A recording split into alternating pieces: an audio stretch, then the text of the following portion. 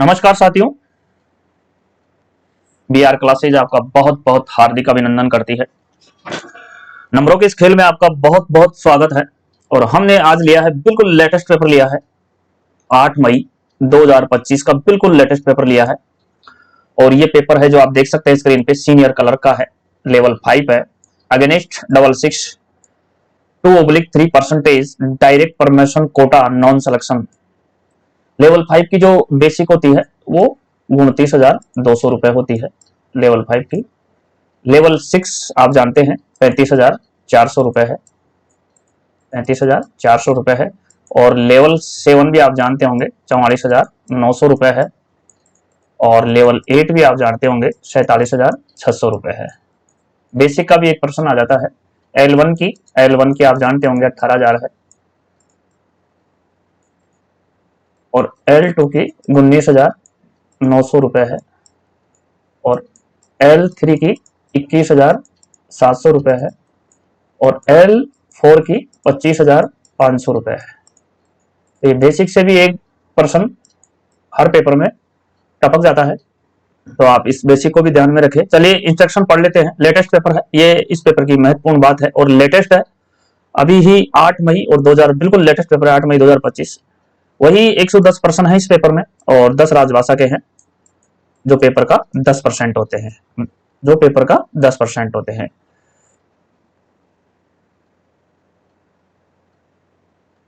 वस्तुनिष्ठ उत्तर में कोई सुधार या संशोधन की अनुमति नहीं है। आप देख सकते हैं इंस्ट्रक्शन दिया गया है। ब्लू या ब्लैक का उपयोग करना है। अपना नाम, 9 नंबर, कोई पहचान चिन्ह उत्तर पुस्तिका में नहीं लिखना है। नो नेगेटिव मार्किंग है, नो यानी कोई नेगेटिव मार्किंग नहीं है। दोनों भाषाओं में है यह। और आप सभी जानते हैं यदि अनुवाद या अन्य किसी प्रकार की उलझन हो तो अंग्रेजी संस्करण का ही प्रयोग किया जाता है, यानी कि अंग्रेजी संस्करण को ही माना जाता है। ये जो भी भागीय परीक्षाओं में होती है उनका ये विषय ध्यान रखें। चलिए हम यहाँ पर पहले प्रश्न की बात करेंगे। पहला प्रश्न है, to start and restart the computer is known as exec text boot programme.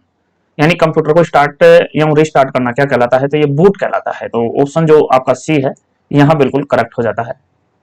कौन सा दंड सेवा रजिस्टर में दर्ज नहीं किया जाता? Which penalty is not recorded in the service register? वेतन वर्दी रोकना ये आपके सेवा रजिस्टर में रिकॉर्ड होता है, पास रोकना ये भी होता है, और सेंसर निंदा ये भी होता है। तो यहाँ जो चेतावनी है, वार्निंग लेटर जो मिलता है अपने को, चेतावनी पत्र जो मिलता है, वो सेवा रजिस्टर में दर्ज नहीं किया जाता है। ये केवल वार्निंग दी जाती है कर्मचारी को कि या तो आप सुधर जाओ, नहीं तो आपके खिलाफ अनुशासनात्मक कार्रवाई की जाएगी। तो ये जो सुधरने का मौका देता है, वार्निंग लेटर होता है, चेतावनी पत्र होता है, एक कर्मचारी को सुधरने का मौका देता है। तो ये सेवा रजिस्टर में रिकॉर्ड नहीं होता है। तो सी आंसर आपका यहाँ बिल्कुल करेक्ट हो जाता है। उसके बाद हम बात करेंगे question number 3। Privilege ticket order का संक्षिप्त नाम क्या है? मैंने इसकी फुल फॉर्म बोल दी है। प्रिविलेज टिकट ऑर्डर होता है, पी से प्रिविलेज हो गया और टी से टिकट हो गया और ओ से ऑर्डर हो गया। तो प्रिविलेज टिकट ऑर्डर इसका राइट आंसर है। एब्रीवेशन पूछा गया है पीटीओ का, तो abbreviation of PTO is privilege ticket order. ये एस्टेब्लिशमेंट के मामले में है, अन्यथा इसका प्लीज टर्न ऑर्डर भी होता है, आप ये जानते होंगे, लेकिन यहाँ पे एस्टेब्लिश से संबंधित है। तो यहाँ प्लीज टिकट ऑर्डर होता है और प्लीज टर्न ओवर यहाँ किसी ऑप्शन में है भी नहीं, तो यहाँ जो राइट आंसर आपका बनता है वो सी बनता है। क्वेश्चन नंबर 4 है, attendance of pass holder is, यानी पास धारक के परिचारक कौन है? तो ये होते हैं जो फुल टाइम पेड सर्वेंट होते हैं, फुल टाइम यानी पूर्णकालिक वेतन भोगी नौकर होते हैं। सी आंसर आपका यहाँ राइट आंसर है। पार्ट टाइम सर्वेंट गलत हो जाएगा, सर्वेंट भी गलत हो जाएगा, ये फुल टाइम पेड सर्वेंट होता है। सी ऑप्शन आपका यहाँ बिल्कुल करेक्ट हो जाता है। उसके बाद हम क्वेश्चन नंबर 5 की बात करेंगे। Discipline and appeal rule 1 October 1968। कार्रवाई पर मेजर पेनल्टी चार्जशीट जारी करने के लिए उपयोग किया जाने वाला मानक फॉर्म क्या है? यहाँ मेजर पेनल्टी यानी what is the standard form used for issuance of major penalty chargesheet on discipline and appeal rule 1 October 1968 proceedings. तो यहाँ मेजर पेनल्टी के लिए पूछा गया, तो मेजर पेनल्टी के लिए SF5 हो जाएगा, यानी ऑप्शन ए है, यही आपका राइट आंसर हो जाएगा। SF माइनर पेनल्टी के लिए है, ये आप जानते ही हैं, ये संयुक्त कार्रवाई के लिए है।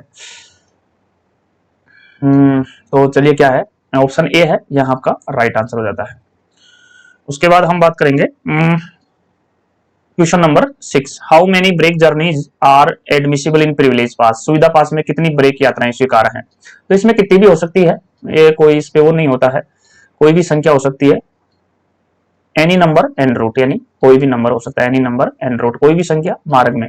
यहाँ जो 6 है ये भी गलत हो जाएगा, 7 भी गलत हो जाएगा, नो ब्रेक जर्नी गलत, यानी कोई भी संख्या हो, यानी सुविधा पास में कितनी ब्रेक यात्राएं, तो कोई भी संख्या जो कि एंड रूट यानी रूट पर कोई भी संख्या। तो यानी डी ऑप्शन जो है ये आपका बिल्कुल यहाँ करेक्ट हो जाता है, D option is right answer. उसके बाद नेक्स्ट है 7, discipline and appeal rule 1 October 1968 कार्रवाई पर माइनर पेनल्टी चार्जशीट जारी करने के लिए उपयोग किया जाने वाला। तो माइनर पेनल्टी के लिए SF 11 है, मेजर के लिए SF 5 है, स्विफ्ट कार्रवाई के लिए SF 10 है, इनमें से कोई नहीं। तो यहाँ माइनर के लिए पूछा गया है, माइनर के लिए ऑप्शन जो बी है आपका बिल्कुल राइट हो जाएगा। उसके बाद हम क्वेश्चन नंबर 8 की बात करेंगे। A railway employee under suspension is entitled to, निलंबित रेलवे कर्मचारी निम्न का हकदार है। अगर कोई कर्मचारी एम्प्लॉय है जो निलंबित हो जाता है तो निलंबन के दौरान वो निर्वाह भत्ता ले सकता है, यानी निर्वाह भत्ता का हकदार होता है, जो पहले 50% उसको मिलता है और यदि 50% के बाद उसको 75% तक बढ़ाया जा सकता है। तो यहाँ सब्सिस्टेंस अलाउंस है, निर्वाह भत्तों की स्वीकृति, इसके लिए SF जो स्टैंडर्ड फॉर्म होता है आपका वो 3 यूज किया जाता है। निर्वाह भत्तों की स्वीकृति SF 3 यूज किया जाता है। ये 50% मिलता है लेकिन इसको 75% तक बढ़ाया जा सकता है। तो यहाँ क्या लेंगे, यहाँ निर्वाह भत्तों की स्वीकृति, महंगाई भत्ता HRA ये नहीं है, यानी निर्वाह भत्ता यानी ऑप्शन सी है जो आपका राइट आंसर है। उसके बाद हम 9 की बात करेंगे। सेंसर ईजिए, निंदा क्या है, तो ये एक माइनर पेनल्टी है। निंदा क्या है, निंदा, पास पीटीओ रोकना, ये सब क्या है, माइनर पेनल्टी के अंतर्गत आते हैं। ऑप्शन जो बी है ये आपका करेक्ट हो जाता है। 9 में बी आंसर यहाँ ले लेंगे, तो बी ऑप्शन आपका यहाँ बिल्कुल करेक्ट हो जाता है। उसके बाद हम बात करेंगे प्रश्न नंबर 10 की बात करेंगे। 10 क्या बोल रहा है, LAP लिव ऑन एवरेज पे, इच लिव ऑन एवरेज पे। कई बार LAP का फुल फॉर्म भी पूछा गया है, तो आप LAP और LHAP दोनों का ध्यान रखें। यहाँ LAP का लिव ऑन एवरेज पे और LHAP का लिव ऑन ऑफ एवरेज पे वो LHAP का होता है। तो यहाँ क्या बोल रहा है, 6 मई के लिए कितने दिन से अग्रिम क्रेडिट हो, तो 6 मई के लिए ये 15 दिन का होता है, 6 मई के लिए 15 दिन का होता है और फिर अगले 6 मई के लिए ये 15 दिन का होता है।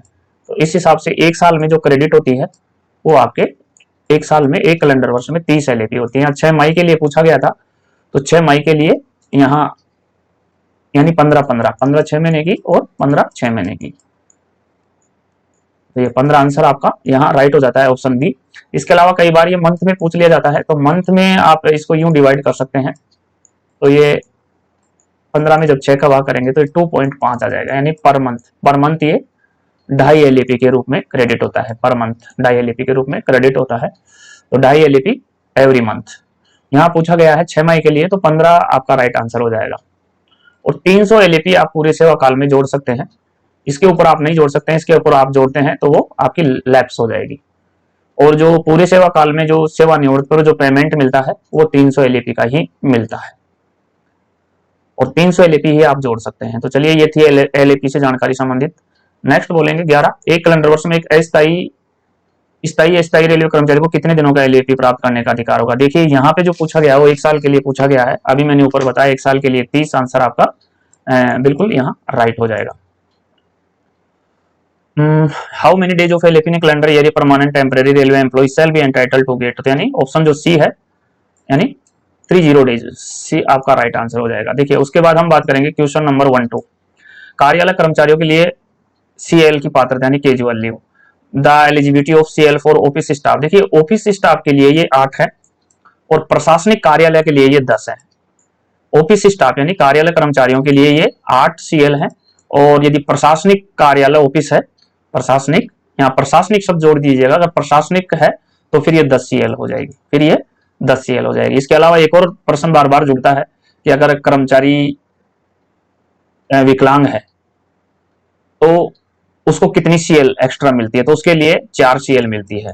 अगर वो विकलांग कर्मचारी है, कार्यालय कर्मचारी है, तो उसके लिए ये 12 हो जाएगी और यदि वो प्रशासनिक कार्यालय में है और विकलांग है तो 4 इसमें जोड़ दीजिएगा, तो ये उसके लिए 14 हो जाएगी। वही हम कई बार पूछा जाता है वर्कशॉप के लिए कितनी है, तो वर्कशॉप के लिए 8 CL है, उसमें भी यदि विकलांग कर्मचारी है तो 4 और जोड़ दीजिएगा, उसके लिए 12 हो जाएगी। और दूसरा है एक ओपन लाइन के लिए पूछा जाता है, तो ओपन लाइन के लिए 10 है, उसमें भी यदि कर्मचारी विकलांग है तो 4 और जोड़ दीजिए तो ये 14 हो जाएगी। तो ये जो फॉर्मूले हैं यहाँ से 1-2% हमेशा बढ़ते रहते हैं, तो ध्यान रखिएगा। उसके बाद हम बात करेंगे 1.3 paternity leave for male railway employees will be lapsed after 6 month of the delivery of his wife. यानी ये पूछ रहा है कि पुरुष रेलवे कर्मचारी के पितृत्व अवकाश उनकी पत्नी के प्रसव के महीने बाद समाप्त हो जाएगा। देखिए पितृत्व अवकाश मिलता है वो 15 दिन का मिलता है, वो 15 दिन का मिलता है, और वो शुरू की 2 डिलीवरी पे मिलता है। शुरू की जो 2 डिलीवरी होती है उन पे मिलता है 15-15 दिन का मिलता है, 15-15 दिन का मिलता है। 2 बार तो ये 30 दिन का हो जाएगा, 2 बार में, 1 बार में 15 दिन का हो जाएगा, 1 बार में ये 15 दिन का हो जाएगा। तीसरी अगर डिलीवरी होती है तो उस पर ये अलाउ नहीं है। दूसरी इसकी शर्त क्या है कि यदि मान लीजिए आपकी पत्नी की डिलीवरी हो गई और पत्नी की डिलीवरी के 6 महीने के अंदर अंदर उसको लेना पड़ता है। अगर आपने 6 महीने के अंदर उसको नहीं लिया तो फिर ये 15 दिन का जो आपका है पितृत्व अवकाश ये लैप्स हो जाता है। ये क्या है, लैप्स हो जाता है। 6 महीने के अंदर उसको, डिलीवरी से 6 महीने के अंदर उसको ले सकते हैं। आप डिलीवरी से पहले भी इस 15 दिन के अवकाश को ले सकते हैं, लेकिन वो डॉक्टरी प्रमाण पत्र के आधार पर, यानी कि डॉक्टर ये घोषित कर दे कि आपकी बीवी के पेट में बच्चा है। डॉक्टर ये घोषित कर दे कि जो आपकी बीवी है, आपकी जो वाइफ है, आपकी जो मिसेज है, जो आपकी अर्धांगिनी या जीवन साथी है, उसके पेट में बच्चा है, तो फिर आप इसको डिलीवरी से पहले भी ले सकते हैं। लेकिन इसकी जो अवधि होती है वो 6 महीने की अवधि होती है। 6 महीने के अंदर अंदर इसको लेना पड़ता है। यदि 15 दिन का अवकाश आपने 6 महीने के अंदर नहीं लिया तो ये लैप्स हो जाता है। तो यहाँ क्या अवधि भरेंगे, 6 मंथ भरेंगे। तो ऑप्शन जो बी है ये आपका बिल्कुल यहाँ करेक्ट हो जाता है, 6 मंथ। उसके बाद हम बात करेंगे 1.4 की बात करेंगे। For miscarriage including abortion what period of maternity leave में 45 डेज बी गारंटेड। यानी गर्भपात के लिए, मिसकैरेज के लिए यहाँ जो महिला रेल कर्मचारी है उसको 1.5 मंथ का अवकाश मिलता है, यानी 1.5 मंथ का अवकाश मिलता है, छुट्टी मिलती है। वो 1.5 मंथ का बोले तो अपन यहाँ 45 डेज लेंगे। लेकिन मान लीजिए अगर यहाँ 45 डेज कई बार नहीं पूछा जाता है, कई बार यही चीज वीक्स में पूछ ली जाती है, तो फिर ऑप्शन में अगर डेज नहीं दे रखा है, यह ध्यान रखिएगा, यदि डेज नहीं दे रखा, पहली वरीयता हम डेज को देंगे 45 डेज, लेकिन यदि डेज नहीं दे रखा है और ओनली केवल वीक दे रखा है, ओनली केवल 6 वीक दे रखा है, तो फिर 6 वीक भी आपका राइट आंसर होगा। यहाँ दोनों दे रखे हैं इसलिए 6 वीक भी यहाँ सही है और 45 भी डेज यहाँ सही है। लेकिन दोनों यदि दे रखे हैं तो फिर हम 45 डेज को प्राथमिकता देंगे, फिर हम 45 डेज को प्राथमिकता देंगे। तो फिर आपका यहाँ जो राइट आंसर बनता है वो ऑप्शन बी बनता है। यदि यहाँ 45 डेज नहीं होता, ओनली 6 वीक होता, तो फिर अपना आंसर जो होता वो 6 वीक होता। लेकिन हम यहाँ ऑप्शन बी लेंगे। आंसर ये दोनों सही है, लेकिन वरीयता के अकॉर्डिंग हम आंसर बी लेंगे। यदि 45 डेज बी नहीं होता तो फिर हम 6 वीक लेते। चलिए नेक्स्ट है 1.5 paternity leave for male railway employees is eligible for. पुरुष रेलवे कर्मचारी के लिए पितृत्व अवकाश कितने दिनों के लिए पात्र है? तो ये आप जानते हैं 15 दिन के लिए मिलता है, और शुरू की 2 डिलीवरी के लिए मिलता है। तो 15-15 30 हो जाएंगे, दोनों डिलीवरी के लिए 30 हो जाएंगे, एक के लिए 15 हो जाएंगे, जैसे मैंने अभी आपको ऊपर बताया। तो यहाँ आंसर क्या हो जाएगा आपका 15 डेज। यहाँ आंसर क्या हो जाएगा आपका 1.5 डेज। सी आंसर आपका यहाँ बिल्कुल करेक्ट हो जाता है। उसके बाद हम बात करेंगे 1.6 की, लीव ऑफ ऑन एवरेज पे। ये एलएचपी की फुल फॉर्म भी कई बार पूछ ली जाती है, लीव ऑफ ऑन एवरेज पे। तो यहाँ क्या है, can be converted into of the period of such leave on average pay on medical grounds each called. चिकित्सा आधार पर ऐसी छुट्टी जो एलएचपी के औसत वेतन के आधी अवधि को परित किया जा सकता है, जिसे क्या कहा जा सकता है? तो इसको कॉम्यूटेटिव लीव बोला जाता है, परिवर्तित छुट्टी, कॉम्यूटेटिव। जो ऑप्शन डी है ये आपका बिल्कुल यहाँ करेक्ट हो जाता है। उसके बाद 1.7 है लीव नॉट ड्यू, यानी एलएनडी। इसको एलएनडी छुट्टी बोला जाता है, एलएनडी का मतलब leave not due. Leave not due during the entire service shall be limited to maximum of days on medical certificate. पूरी सेवा के दौरान लीव नॉट ड्यू चिकित्सा प्रमाण पत्र पर अधिकतम कितने दिनों तक सीमित होगा? तो 1 साल में ये 360 दिन की मिलती है लीव नॉट ड्यू। एलएनडी अवकाश जो 1 साल में चिकित्सा प्रमाण पत्र के आधार पर मिलता है, ये तो 1 साल में जो इसका मतलब पूरे सर्विस काल में जो ये मिलती है लीव नॉट ड्यू, वो अधिकतम 360 दिन की मिलती है पूरी सेवा के दौरान। पूरी सेवा के दौरान लीव नॉट ड्यू चिकित्सा प्रमाण पत्र पर टोटल 360 दिन की मिलती है। तो ये टोटल 360 दिन आपके ऑप्शन सी में है, तो सी आंसर आपका राइट हो जाएगा। फिर नेक्स्ट है 1.8 लिव ऑन एवरेज पे यानी एलएपी रेलवे कर्मचारी को किस दर से जमा किया जाता है? 2.5 दिन प्रति माह, 2 दिन प्रति माह, 3 दिन प्रति माह, 1.5 दिन प्रति माह। तो मैंने इसका ऊपर बता चुका हूं। आप 30 में आप 12 का या फिर 15 में आप 6 का भाग लगा सकते हैं। एक ही बात है दोनों। यहाँ 30 में यदि 12 का भाग लगाएंगे तो फिर 2.5 डेज आएगा यानी 2.5 दिन आएगा, और 15 में 6 का भाग लगाएंगे तो भी 2.5 डेज आएगा। तो ये 2.5 माह प्रति दिन है, क्योंकि एक साल में 30 मिलती है और 6 माह पे 15 दिन की मिलती है। तो 15 दिन में आप 6 महीने का और 30 एलएपी में आप 12 महीने का, यानी एक साल की 30 मिलती है तो 12 का भाग लगा देंगे, और यदि 6 माह के हिसाब से करेंगे तो 15 में 6 का, तो 2.5 दिन प्रति माह यानी 2.5 डेज पर मंथ। जो ऑप्शन ए है वो आपका बिल्कुल यहाँ करेक्ट हो जाता है। उसके बाद हम बात करेंगे 19, बहुत ही अच्छा प्रश्न। Including depends how many members can be included in privilege पास। आश्रितों सहित विशेषाधिकार पास में कितने सदस्यों को शामिल किया जाता है? बहुत ही अच्छा प्रश्न है। मैं इसको बहुत अच्छे से आपको बताता हूं। देखिए, यहाँ विशेषाधिकार पास की बात हो रही है। देखिए, यहाँ पे यदि आप आश्रित शामिल करते हैं जब इसकी संख्या सीमित हो जाती है, यानी आश्रितों सहित पूछा गया, तो आश्रित भी अधिकतम कितने शामिल कर सकते हैं? आश्रित भी अधिकतम हम दो आश्रित अधिकतम शामिल कर सकते हैं। ये पूछा भी जाता है कई बार कि कितने आश्रित अधिकतम शामिल किए जा सकते हैं, तो अधिकतम 2 आश्रित शामिल किए जाते हैं।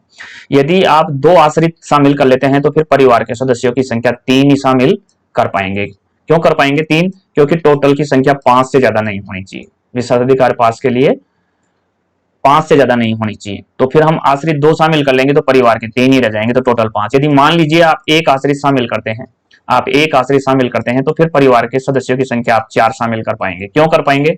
क्योंकि टोटल संख्या 5 से ज्यादा नहीं होनी चाहिए। यानी टोटल से यानी 4 परिवार के 1 आश्रित तो 5 हो गए, 3 परिवार के तो 2 आश्रित तो 5 हो गए। लेकिन मान लो आप 0 आश्रित शामिल करते हैं, यानी कोई आश्रित शामिल नहीं करते हैं, तो फिर आप कोई भी परिवार की संख्या शामिल कर सकते हैं। उसमें 6 भी हो सकते हैं, 7 भी हो सकते हैं, 8 भी हो सकते हैं, 9 भी हो सकते हैं, 10 भी हो सकते हैं, 11 भी हो सकते हैं।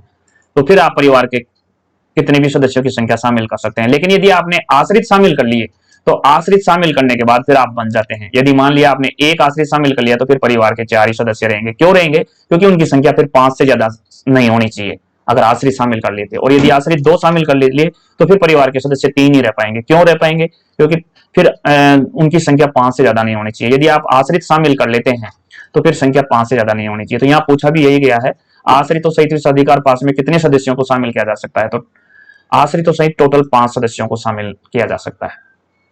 तो यहाँ 5 सदस्य हो जाएंगे। और मान लीजिए कोई भी आप आश्रित शामिल नहीं करते हैं तो फिर आप कितने भी सदस्य शामिल कर सकते हैं, कितने भी सदस्य, फिर 6, 7, 8, 9, 10, 11, 12, 13 जितने भी कर सकते हैं आप कर सकते हैं। तो यहाँ ये ध्यान रखें। और यहाँ कई बार पूछा जाता है अधिकतम कितने आश्रित शामिल कर सकते हैं? तो अधिकतम 2 आश्रित शामिल कर सकते हैं, अधिकतम 2 कर सकते हैं, ये भी ध्यान रखें, पूछा जाता है। तो राइट आंसर क्या बनेगा? ऑप्शन ए बनेगा। राइट आंसर क्या बनेगा? ऑप्शन ए बनेगा, यानी 19 में ए आंसर। चलिए, उसके बाद आ गए हैं रेलवे के plan head pH, plan head योजना प्रमुखों का वर्गीकरण है। तो यहाँ प्लान हेड 16 के लिए पूछा है। प्लान हेड 16 किसके लिए आता है? यानी classification of plan head 16 plan heads of railways 4। तो 16 किसके लिए आता है? यहाँ जो दे रखा है ऑप्शन ये न्यू लाइंस का प्लान हेड है 11। न्यू लाइंस है जो पीएच 11 है, यानी प्लान हेड 11 के लिए आता है। यात्री सुविधाएं हैं, यहाँ ट्रैफिक फैकल्टीज, ये आपके 16 के लिए आता है। और गेज कन्वर्जन है, ये आपके 14 के लिए आते हैं, ये आपके 14 के लिए आते हैं। और जो कंप्यूटराइजेशन है या 17 के लिए आते हैं। तो ये पीएच 17 कंप्यूटरकरण के लिए हो गया, यानी कंप्यूटराइजेशन के लिए हो गया। गेज कन्वर्जन के लिए 14 हो गया, और न्यू लाइंस के लिए 11 हो गया, और ट्रैफिक फैकल्टीज के लिए 16 हो गया। तो ये जो राइट आंसर आपका सी बनेगा, क्योंकि आप पीएच 16 के लिए पूछा जा रहा है, तो इसलिए पीएच 16 है जो ट्रैफिक फैकल्टीज से है। तो आपका राइट आंसर यहाँ सी हो जाएगा। देखिए, नेक्स्ट प्रश्न भी इसी से संबंधित है। Classification of pH 29 plan heads of railways 4, यानी रेलवे के प्लान हेड 29 योजना प्रमुखों का वर्गीकरण किसके लिए है? तो जो 29 है नई लाइनों के लिए, अभी हमने देखा 11 हो जाएगा, नई लाइन के लिए 11 हो जाएगा। और जो दूसरा है यहाँ रोड सेफ्टी वर्क्स लेवलिंग है, इसके लिए 29 हो जाएगा। रोड सेफ्टी के लिए, रोड सेफ्टी लेवल क्रॉसिंग के लिए 29 हो जाएगा। और यहाँ ट्रैफिक फैकल्टीज के लिए है, ट्रैफिक फैकल्टीज अभी अपन ऊपर ने प्रश्न में देखा 16 के लिए है, प्लान हेड 16 के लिए ट्रैफिक फैकल्टीज है। और कंप्यूटराइजेशन के लिए अभी हमने ऊपर देखा 17 है। तो यहाँ किसके लिए पूछा गया था? यहाँ 29 के लिए पूछा गया था, तो 29 के लिए road safety works level crossing हो जाएगा। चलिए, नेक्स्ट है 22, ये भी प्लान हेड 33 यानी प्लान हेड 33 के लिए पूछा गया है कि प्लान हेड 33 योजना प्रमुख वर्गीकरण के लिए है, यानी classification of PS 33 plan heads of railway is 4। तो यहाँ ट्रैक रेनिवल्स के लिए आपका 31 आता है, ट्रैक रेनिवल्स के लिए 31 आता है। ट्रैफिक फैकल्टीज के लिए यहाँ 16 आ जाएगा, जो अभी ऊपर पूछा गया था, ट्रैफिक फैकल्टीज के लिए 16 आ जाएगा। Road safety works and level crossing के लिए जो अभी ऊपर पूछा गया 29 आ जाएगा। और सिग्नलिंग एंड टेलीकॉम के लिए आपका प्लान हेड 33 आ जाएगा। देखिए जब 3 का पता पड़ जाता है तो चौथा तो अपने आप ही हो जाता है। यहाँ अपने को पता था ट्रैक नियमन के लिए 31 है, ट्रैफिक फैकल्टीज के लिए 16 यानी 16 है, road safety works and level crossing के लिए 29 है, अभी अपने ओपन के प्रश्न में देखा था। तो जो बाकी वो ऑटोमेटिक 33 हो जाएगा, यानी सिग्नलिंग एंड टेलीकॉम वर्क्स के लिए 33 हो जाएगा। तो जो प्लान हेड 33 है वो पूछा गया था, तो ऑप्शन जो डी है 33, ये बिल्कुल आपका यहाँ डी आंसर है, जो बिल्कुल आपका करेक्ट हो जाएगा। उसके बाद क्वेश्चन नंबर 23 है, full form of IREPS is, यानी यहाँ IREPS की फुल फॉर्म पूछी गई है। बहुत ही अच्छा प्रश्न है। फुल फॉर्म से संबंधित 5 से 7 प्रश्न हर पेपर में देखे जाते हैं, तो एक इनका चैप्टर बना लीजिए अलग से, वहां आपको इनको लिख लेना चाहिए जो इंपॉर्टेंट है। इंपॉर्टेंट यहाँ I से इंडियन हो जाएगा, R से यहाँ रेलवे हो जाएगा, और E से E रह जाएगा, और P से प्रोक्यूरमेंट हो जाएगा, और S से आपका सिस्टम हो जाएगा। तो इंडियन रेलवे ई प्रोक्यूरमेंट सिस्टम हो जाएगा। तो यहाँ आंसर आपका ए ही बिल्कुल यहाँ करेक्ट है। उसके बाद यहाँ क्वेश्चन नंबर 24 है, यहाँ पे MSOP की फुल फॉर्म पूछी गई है। यहाँ पे MSOP की फुल, तो M से जो आपका है वो मॉडल हो जाता है, S से आपका शेड्यूल हो जाता है, और O से आपका ऑफ हो जाता है, और P से आपका पावर हो जाता है। तो मॉडल शेड्यूल ऑफ पावर्स, ये आपकी फुल फॉर्म हो जाएगी MSOP की। तो यहाँ पे आपका जो राइट आंसर है वो डी बनता है। उसके बाद बहुत ही अच्छा प्रश्न है, केंद्र रेलवे रिक्रूटमेंट बोर्ड, देखिए आरआरबी वर्तमान में भारतीय रेलवे में, आपके वर्तमान में भारतीय रेलवे में 21 आरआरबी हैं, 17 आरआरसी हैं, और 17 जोन है, और 69 डिवीजन है। अभी जो जम्मू कश्मीर में बना नया डिवीजन, उसको मिला के 69 डिवीजन है, 17 जोन है, 17 आरआरसी है, और 21 रेलवे बोर्ड है। तो railway recruitment board fill up the vacancies of direct recruitment for 20% of senior clerk, यानी कि आप प्रवर लेखक में 20% के रिक्त पदों की सीधी भर्ती रेलवे बोर्ड द्वारा की जा सकती है। बिल्कुल की जा सकती है, यस, यही आपका राइट आंसर है। उसके बाद बहुत ही अच्छा प्रश्न है, service record of gazetted officer is mention by, अधिकारियों का सेवा रिकॉर्ड किसके द्वारा रखा जाता है? तो वो अकाउंट्स डिपार्टमेंट यानी लेखा विभाग के द्वारा रखा जाता है। ऑप्शन ए है यहाँ बिल्कुल आपका करेक्ट आंसर है। उसके बाद 27 देखेंगे, विच of the following is not a kind of pass in railway, निम्न में से कौन सा रेलवे में एक प्रकार का पास नहीं है? तो यहाँ जब अपन कर्मचारी ड्यूटी पे जाता है तो उसको ड्यूटी पास दिया जाता है, तो इसका मतलब ये पास है। स्कूल पास, रेलवे कर्मचारी के बच्चों को जो पास मिलता है या कॉलेज जाने के लिए या घर से जो दूर है, तो उनको जो पास मिलता है रेलवे में वो स्कूल पास कहलाता है। तो इसका मतलब जो रेलवे कर्मचारी के बच्चों को पास मिलता है वो स्कूल पास कहलाता है, इसका मतलब ये भी पास है। और यह है विडो पास। विडो पास का मतलब है यानी कि जब रेलवे कर्मचारी की डेथ हो जाती है तो उसकी जो विधवा को पास मिलता है वो विडो पास कहलाता है, तो ये भी रेलवे में दिया जाता है। तो तीनों पास है। यहाँ विदेशी यात्रा पास कभी भी नहीं होता, फॉरेन ट्रेवल पास कभी भी नहीं होता, तो यही आपका राइट आंसर हो जाएगा। तो इसी आंसर आपका यहाँ बिल्कुल करेक्ट है। उसके बाद 28 देखेंगे, 28 क्या बोल रहा है? 28 बोल रहा है the particulars of extra work done by A railway servant shall be recorded in, rail सेवक द्वारा किए गए अतिरिक्त कार्य का विवरण में दर्ज किया गया है। तो यहाँ पे रोस्टर, काम के अतिरिक्त घंटे का register, both A and B, तो उसमें कोई नहीं, तो इसके लिए काम के अतिरिक्त घंटे का रजिस्टर यानी register of extra house of work होता है, तो उसमें ये दर्ज किया जाता है। तो ऑप्शन जो बी है, काम के अतिरिक्त घंटे का रजिस्टर, ऑप्शन बी आप यहाँ बिल्कुल करेक्ट है। उसके बाद 29 है, आप सब जानते हैं इसको, railways get more earning from, railway को अधिक आय कहां से होती है? आप सभी जानते हैं गुड्स से होती है। गुड्स का मतलब आपको जो लोडिंग है, माल ढुलाई है, माल से, यानी गुड्स आप कह सकते हैं। पैसेंजर कोचिंग से कोई आय नहीं होती है लेकिन वो कम होती है। जो सबसे ज्यादा जो रेलवे में आय होती है वो माल ढुलाई से होती है,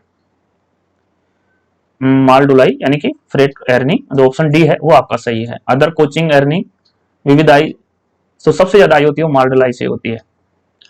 तो यहाँ ऑप्शन आपका डी बिल्कुल करेक्ट है। उसके बाद हम बात करेंगे क्वेश्चन नंबर 30 की, बहुत ही अच्छा प्रश्न है, right to information act 2005 came into force on. तो ये मैं कई बार प्रश्नों में, आप मेरे वीडियो देखते होंगे पिछले, तो मैं बोलता रहता हूँ राइट टू इन्फॉर्मेशन। यहाँ आरटीआई में जो सबसे पहला प्रश्न पूछा जाता है वो यही पूछा जाता है कि आरटीआई की फुल फॉर्म क्या होती है? तो राइट टू इन्फॉर्मेशन होती है। और ये कब लागू हुआ था? तो ये 12 अक्टूबर 2000 2005 को लागू हुआ था। सबसे पहले ये कहाँ लागू हुआ था, सबसे पहले किस राज्य में लागू हुआ था, तो ये तमिलनाडु में सबसे पहले लागू हुआ था। तमिलनाडु में सबसे पहले लागू हुआ था। इसकी फीस क्या है, इसकी फीस 10 रुपए है। और यदि जो आरटीआई आवेदक है यदि वो बीपीएल या बीपीएल से नीचे है तो उसके लिए ये 0 रुपए है, उसके लिए ये 0 रुपए है, उसके लिए क्या है, ये 0 रुपए है। और ये किसको दिया जाता है, ये पीआईओ को दिया जाता है। पीआईओ कौन है, पब्लिक इंफॉर्मेशन ऑफिसर, उसके लगाया जाता है। और उसके जो निपटान की समय सीमा कितने दिनों की है, तो वो 30 डेज है। आप जिस दिन से लगाते हैं उस दिन में 1 महीने के भीतर भीतर आपको आरटीआई में आपका जवाब दे दिया जाएगा। आरटीआई एक्ट क्यों लाया गया साथियों, आरटीआई एक्ट इसलिए लाया गया कि जितने भी सरकारी ऑफिस थे दफ्तर थे उनमें जनता के काम तय समय पे हो, कार्यों में पारदर्शिता आए और भ्रष्टाचार खत्म हो, इसलिए आरटीआई एक्ट 2005 लाया गया। 15 जून जो 2005 दे रखा है, ये 15 जून 2005 को संसद में पास हो गया था और 12 अक्टूबर 2005 को ये जम्मू एंड कश्मीर को छोड़कर पूरे देश में लागू हो गया था। लेकिन जम्मू कश्मीर को भी बाद में इसमें जोड़ दिया गया था, तो यही यहाँ ध्यान रखें। तो यहाँ आंसर क्या आएगा, यहाँ आंसर आएगा आपका 12 अक्टूबर 2005। ऑप्शन जो ए है ये बिल्कुल यहाँ करेक्ट है। देखिए नेक्स्ट क्वेश्चन जो पूछा गया है, जो डिटेल मैंने ऊपर बताई है उसी में से आया है। What is the time limit to get the information under RTI act 2005। देखिए 2005 यहाँ आप प्रश्नों को अगर पढ़ लेते हैं तो आप उसके आधार पे भी उत्तर लगा सकते हैं, उसके आधार पे भी उत्तर लगा लेते हैं। कई प्रश्नों के उत्तर प्रश्नों में ही छिपे रहते हैं। What is the time limit to get the information under right to information act 12 October 1 October 2005। तो यहाँ पे क्या पूछा गया है, यहाँ पे पूछा गया है कि जानकारी प्राप्त करने की समय सीमा क्या है, तो मैंने आपको बताया था 30 दिन। 30 दिन। यदि आप पीआई पब्लिक इंफॉर्मेशन ऑफिसर को लगाते हैं, जिस तारीख को आप लगाते हैं उस तारीख से 30 दिन के अंदर अंदर उसकी जानकारी प्राप्त करने की समय सीमा होती है। तो 30 दिन आपके ऑप्शन डी में दे रखा है, तो जो ऑप्शन डी है ये बिल्कुल आपका यहाँ करेक्ट हो जाता है। तो D option is correct answer. चलिए उसके बाद हम बात करते हैं 32 की। ये भी जो मैंने ऊपर डिटेल बताई उसी में से है। What is the fee to be paid for getting information under right to information act. RTI अधिनियम के तहत जानकारी प्राप्त करने कितनी फीस चुकानी पड़ती है, तो वो 10 रुपए है। और यदि आप बीपीएल हैं, बीपीएल या बीपीएल लाइन से नीचे हैं तो वो 0 रुपए है, ये भी ध्यान रखें। उसके बाद हम बात करेंगे 33। Who will be the head of mechanical department. Mechanical विभाग का प्रमुख कौन होता है, तो मैकेनिकल के लिए पीसीएम साहब होते हैं। मैकेनिकल के लिए principal chief mechanical engineer PCM साहब होते हैं। तो सी आंसर आपका यहाँ ठीक हो जाएगा। और आप यदि किसी भी जोन में है तो आप अपने जोन के पीसीएमई का नाम, जनरल मैनेजर का नाम, इन सब का नाम आप ध्यान रखें, अधिकारियों का, बड़े बड़े अधिकारियों का, कई बार इनसे प्रश्न पूछ लिया जाता है। तो सी आंसर आपका यहाँ करेक्ट हो जाएगा। उसके बाद 34 है, रेल मंडल का प्रमुख कौन होगा। Who will be the head of railway division. Railway division में आप सभी जानते हैं डिवीजन रेल मैनेजर होता है, डिवीजन रेल मैनेजर होता है, डीआरएम साहब हो जाएंगे। और वर्कशॉप में कौन होगा, वर्कशॉप में सीडब्ल्यूएम साहब हो जाएंगे, चीफ वर्कशॉप मैनेजर। रेल मंडल का प्रमुख डीआरएम और वर्कशॉप का प्रमुख सीडब्ल्यूएम, चीफ वर्कशॉप मैनेजर। और आप डिवीजन की बात करें तो रेल डिवीजन रेल मैनेजर यानी रेलवे डिवीजन में कौन होगा, तो डीआरएम साहब होंगे। तो डीआरएम साहब आपके ऑप्शन डी में बैठे हैं, तो ये जो डीआरएम साहब हैं ऑप्शन डी में बैठे हैं, तो डी आंसर आपका बिल्कुल करेक्ट हो जाएगा। उसके बाद बहुत ही अच्छा प्रश्न है, एफओआईएस की फुल फॉर्म पूछी गई है। तो एफओआईएस का मतलब क्या है यहाँ, तो एफ से आपका फ्रेट हो जाएगा, और ओ से आपका ऑपरेशंस हो जाएगा, और आई से आपका इंफॉर्मेशन हो जाएगा, एस से आपका सिस्टम हो जाएगा। तो ये पहली ही फुल फॉर्म आपका राइट हो जाएगा। तो यहाँ ऑप्शन जो ए है यही आपका करेक्ट हो जाएगा, यानी कि फ्रेट ऑपरेशंस इंफॉर्मेशन सिस्टम, एफओआईएस का। बहुत इंपॉर्टेंट है, कई बार पूछी जाती है, कई बार पूछी जाती है, रट्टा मार लीजिए इसका। ऑप्शन ए बिल्कुल करेक्ट है। देखिए ये भी प्रश्न बहुत अच्छा है। Who is the head of vigilance department in railways. मैंने अभी आपको बताया कि आप जिस भी जोन में है वहां के जनरल मैनेजर का नाम, एजीएम का नाम, पीसीपीओ का नाम और एसडीजीएम साहब का नाम, ये नाम आपको जो करंट में वहां ऑफिसर है, जो ऑन पोस्ट है करंट में, प्रेजेंट में, उनका नाम याद कर लीजिए। वहां से भी नाम से भी 1-2 प्रश्न आता है। यहाँ हेड ऑफ विजिलेंस डिपार्टमेंट का प्रमुख पूछा गया है, यानी कौन होता है विजिलेंस डिपार्टमेंट का, तो वो सीनियर डिप्टी जनरल मैनेजर होता है, सीनियर डिप्टी जनरल मैनेजर होता है, ये ध्यान रखिएगा। तो ऑप्शन जो सी है यहाँ बिल्कुल करेक्ट हो जाएगा। और ये जीएम साहब है जनरल मैनेजर, और ये एजीएम है जो असिस्टेंट जनरल मैनेजर साहब हैं, और ये प्रिंसिपल चीफ पर्सनल ऑफिसर होते हैं पीसीपीओ, जो कि हेडक्वार्टर में बैठते हैं। तो ये डी आंसर आपका यहाँ बिल्कुल सॉरी माफ करना, यानी सी आंसर एसडीजीएम होते हैं, सतर्कता विभाग के जो प्रमुख होते हैं वो SDGM senior deputy general manager होते हैं। तो सी आंसर आपका यहाँ बिल्कुल करेक्ट होता है। और बहुत ही अच्छा प्रश्न नेक्स्ट भी, full form of UDM is. UDM का पूर्ण रूप क्या है, तो यूजर डिपो मॉड्यूल हो जाएगा, यानी कि यू से यूजर और डी से डिपो और एम से मॉड्यूल। ये टी साइलेंट होता है, ध्यान रखिएगा, यूजर डिपो मॉड्यूल, यहाँ ये ध्यान रखिएगा, टी साइलेंट होता है, यूजर डिपोट नहीं बोलते, डिपो बोलते हैं। तो सी आंसर आपका यहाँ बिल्कुल करेक्ट हो जाएगा। उसके बाद देखिए बहुत ही अच्छा प्रश्न कैरिज एंड वैगन के वरिष्ठ अनुभाग अभियंता, यानी वरिष्ठ अनुभाग अभियंता का मतलब क्या होता है, एसएससी होता है, senior section engineer. Carriage and wagon के वरिष्ठ अनुभाग अभियंता एसएससी एचओआर के किस श्रेणी में आएंगे? तो मैं कई बार वीडियो में बताता रहता हूं, आपका जो जेई एसएससी है, आपका जो जेई एसएससी है और जो वेलफेयर इंस्पेक्टर है डब्ल्यूआई, ये जो मैट्रन वगैरह होते हैं, ये आपके एक्सक्लूडेड में आते हैं। 4 श्रेणियां होती हैं, house of employment and regulation 2005। इसमें जो 4 वर्गीकृत बांटे गए हैं, इंटेंसिव, कंटिन्यूस, ईआई और एक्सक्लूडेड, उनमें से ये एक्सक्लूडेड में आते हैं। तो एक्सक्लूडेड कहां पर है? एक्सक्लूडेड आपका सी आंसर है। एक्सक्लूडेड आपका सी आंसर है। तो सी आंसर एक्सक्लूडेड आपका बिल्कुल यहां राइट हो जाएगा। उसके बाद हम बात करते हैं नेक्स्ट क्वेश्चन। नेक्स्ट है new pension scheme. New pension scheme implement form. सबसे पहले तो आप इसका संशोधन कर लीजिए, ये न्यू पेंशन स्कीम नहीं है, अब ये पहले थी लेकिन अब इसको बदल दिया गया है। अब इसको क्या कर दिया गया है? इसको नेशनल पेंशन सिस्टम कर दिया गया है, यानी कि न्यू की जगह नेशनल हो जाएगा, नेशनल पेंशन, और स्कीम की जगह सिस्टम, यानी नेशनल पेंशन सिस्टम कर दिया गया है। तो ये कई बार पूछ ले कि एनपीएस की फुल फॉर्म क्या है, तो एनपीएस की फुल फॉर्म आपको बतानी है नेशनल पेंशन सिस्टम बताना है, न कि न्यू पेंशन स्कीम, क्योंकि न्यू पेंशन स्कीम गलत हो जाएगा, क्योंकि ये पहले था शुरू में, जब ये 1/1/2004 में था उस समय न्यू पेंशन स्कीम था, लेकिन अब बाद में 1/1/2004 के बाद में इसको नेशनल पेंशन सिस्टम बना दिया गया है। और इसमें 2 टीयर होते हैं, इसमें क्या होते हैं? 2 टीयर होते हैं, 2 टीयर होते हैं, 2 टीयर होते हैं मतलब। और इसमें होता क्या है? इसमें होता है कि कर्मचारी का बेसिक का 10%, कर्मचारी का बेसिक का 10%, और नियोक्ता यानी रेलवे का 14%। दोनों कितने हो गए? दोनों 24% हो गए, दोनों 24% हो गए। उसका इसमें अपने को कंट्रीब्यूशन होता है, यानी उसमें इसको अपने को 24% दिया जाता है। 10% अपनी सैलरी से काटा जाता है, बेसिक का 10% काटा जाता है, और जो नियोक्ता होता है वो बेसिक का 14%। नियोक्ता जो, यानी नियोक्ता कौन हो गया? अपने लिए रेलवे हो गया, तो रेलवे बेसिक का 14% देगा और अपना 10% कटेगा, दोनों मिला के 24% हर मंथ, प्रत्येक मंथ में अपना जो एनपीएस अकाउंट है उसमें ये जमा होता है। तो ये थी एनपीएस से जानकारी। और एनपीएस से जानकारी दूसरी क्या है, कब से लागू है? तो ये 1/1/2004 के बाद जितने भी सरकारी कर्मचारी स्टेट और गवर्नमेंट, स्टेट और सेंटर और स्टेट में जितने भी 1/1/2004 के बाद जितने भी कर्मचारी भर्ती हुए हैं उनके लिए ये एनपीएस लागू हुआ है।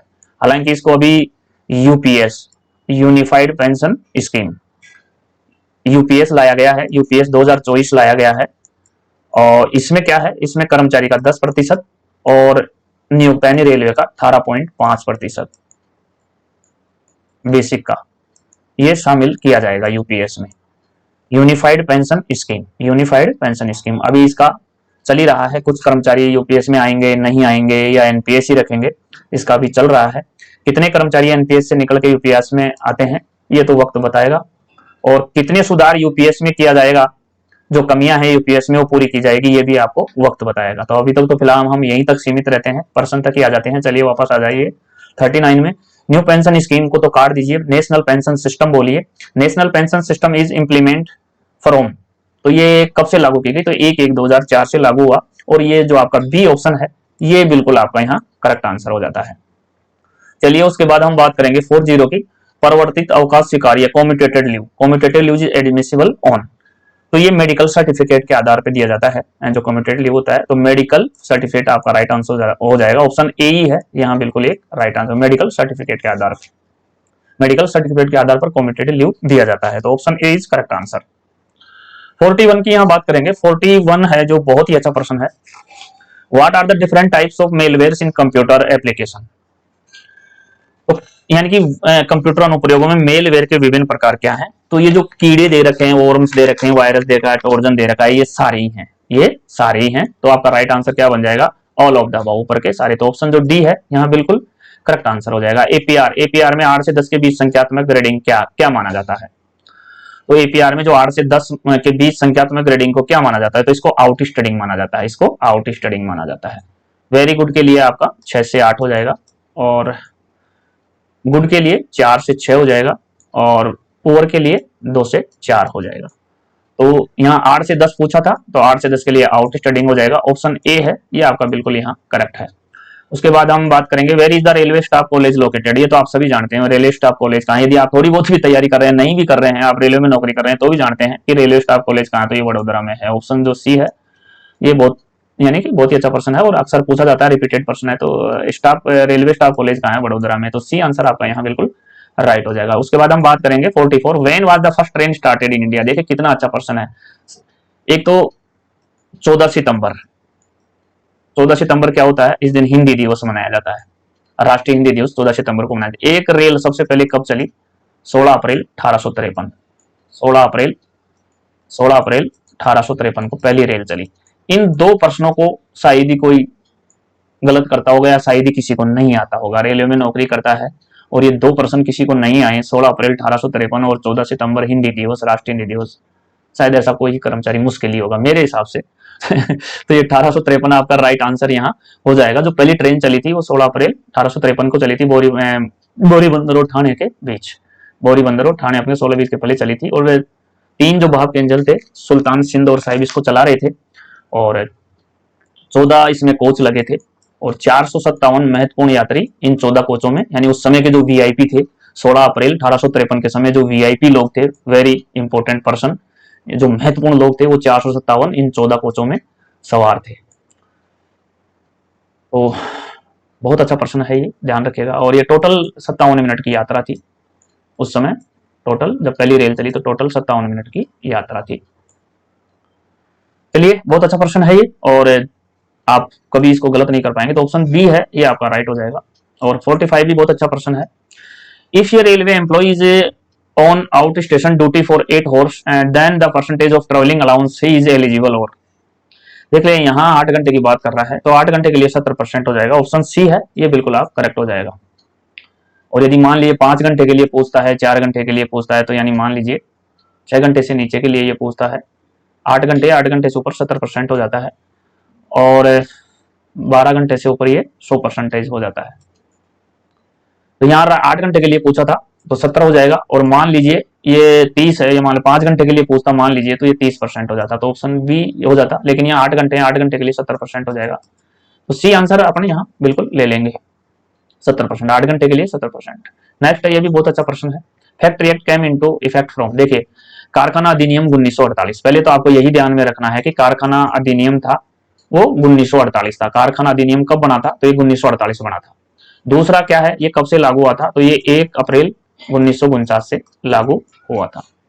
और तीसरा यह है कि अब तक ये 2 बार संशोधित हो चुका है। 2 बार का मतलब ये 1987 में और 2016 में 2 बार ये संशोधित हो चुका है। तीसरा क्या है, फैक्ट्री एक्ट के अनुसार एक वीक में 48 घंटे, 48 घंटे क्या है? कार्य के घंटे हैं। और अधिकतम कितने हैं? अधिकतम कितने हैं तो 12 जोड़ देंगे तो अधिकतम 60 घंटे हो जाएंगे।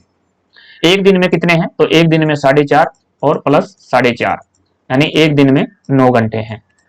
और कितने घंटे रेगुलर काम किया जाता है बिना ब्रेक के? तो वो 5 घंटे रेगुलर काम किया जाता है। ये वो पर्सन वही बता रहा हूं जो इसमें से पूछे जाते हैं, 5 घंटे में रेगुलर रहता। इसमें यहाँ एक पूछा जाता है 15 और 18, यानी कि 14 वर्ष से कम के बच्चों को कारखाने में काम पे नहीं लगाया जा सकता, तो वो 14 वर्ष से कम के नीचे बालक कहलाते हैं और 18 या 18 से ऊपर के वयस्क कहलाते हैं। और ये जो 15 से 18 के बीच की आयु, ये अडोलेंट यानी किशोरी अवस्था कहलाती है, किशोर अवस्था कहलाती है। तो इनसे भी प्रश्न बन जाते हैं फैक्ट्री एक्ट में। और भी कई हैं फैक्ट्री एक्ट में, बहुत सी चीजें पढ़ने के लिए हैं जो मैं बार बार इसको बताता रहता हूँ। यहाँ क्या पूछा है, तो ये इफेक्ट कब से हुआ था? तो मैंने बताया 1 अप्रैल 1949 से ये लागू हुआ था, 1948 में ये बना था। तो यहाँ पे इसका जो आंसर होगा 1 अप्रैल 1949 होगा। ऑप्शन जो बी है आपका यहाँ बिल्कुल करेक्ट हो जाता है। देखिएगा नेक्स्ट प्रश्न है 47, ये भी बहुत अच्छा है। A railway servant shall be entitle to commute pension for ये लमसम पेमेंट अप टू, यानी कि पेंशन कम्युनिट के लिए, मैंने रट्टा मार लीजिए, आप रट्टा मार लीजिए, पेंशन कम्युनिट, जहां भी पेंशन कम्युनिट आए वहां 40% होगा और पेंशन सारांशीकरण के लिए 55% होगा। ये दोनों का रट्टा मार लीजिए। जिसमें कम्युनिट पेंशन आया तो ऑप्शन ए आपका यहाँ बिल्कुल करेक्ट हो जाएगा। चलिए उसके बाद हम बात करते हैं 48 की, standard form for appointment of inquiry officer. देखो जांच अधिकारी की नियुक्ति के लिए, तो जांच अधिकारी के लिए सबसे ज्यादा प्रश्न पूछा जाता है, स्टैंडर्ड फॉरम 7 होता है। SF3 क्या है? निर्वापतों की स्वीकृति है। SF1 क्या है? निलंबन है। और SF5 क्या है? मेजर पेनल्टी की चार्जशीट है। तो यहाँ जांच अधिकारी की नियुक्ति के लिए पूछा गया था, तो जांच अधिकारी के लिए SF7 आता है। तो ऑप्शन जो डी है ये बिल्कुल आपका यहाँ करेक्ट हो जाता है। उसके बाद हम बात करने वाले हैं 49 की, subletting of quarters is violation of RS conduct rules 1966। वो बहुत ही अच्छा है, यानी रेल सेवा आचरण नियम 1966, देखिए यहाँ याद रखिएगा, रेल सेवा आचरण नियम 1966 है।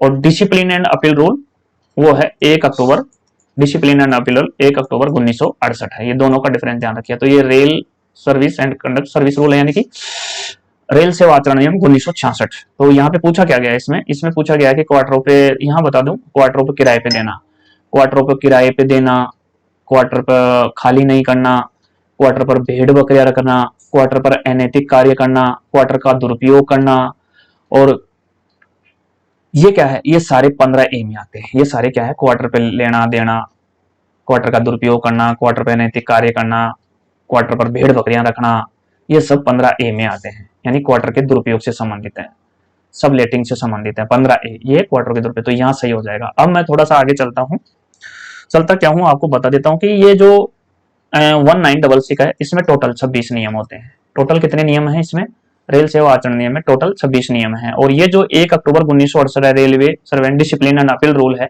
इसमें टोटल 31 नियम है। और 31 नियम के साथ इसमें 7 भाग होते हैं, 7 भाग होते हैं। 31 नियम के अलावा इसमें 7 भाग होते हैं ये। और 1966 में क्या है, टोटल 26 नियम है।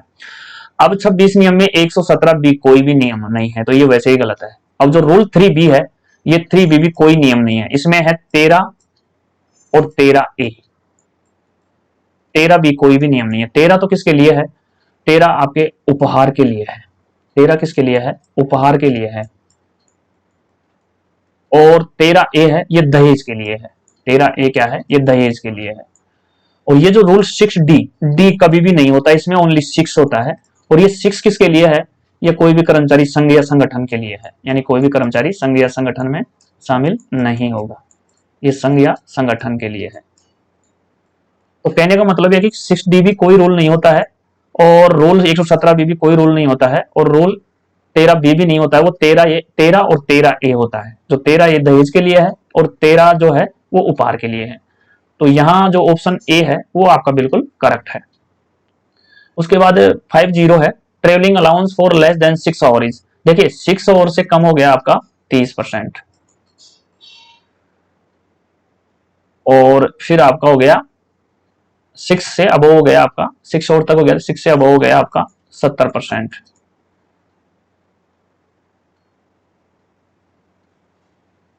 यानी कि 6 तक 30% है, और 7 और 12 तक ये हो गया आपका 7, 8 70%, और 12 से ऊपर हो गया आपका 100%, 7 to 12। तो यानी कि यहाँ 6 घंटे से कम समय के लिए पूछा जा रहा है, तो 6 घंटे से कम समय के लिए 30% हो जाएगा। और यही यदि ये 7 से ऊपर पूछा जाता तो फिर 70% हो जाता। तो यहाँ 6 घंटे से कम के लिए पूछा गया है, इसलिए 30% हो गया। चलिए नेक्स्ट है, बहुत ही अच्छा प्रश्न है।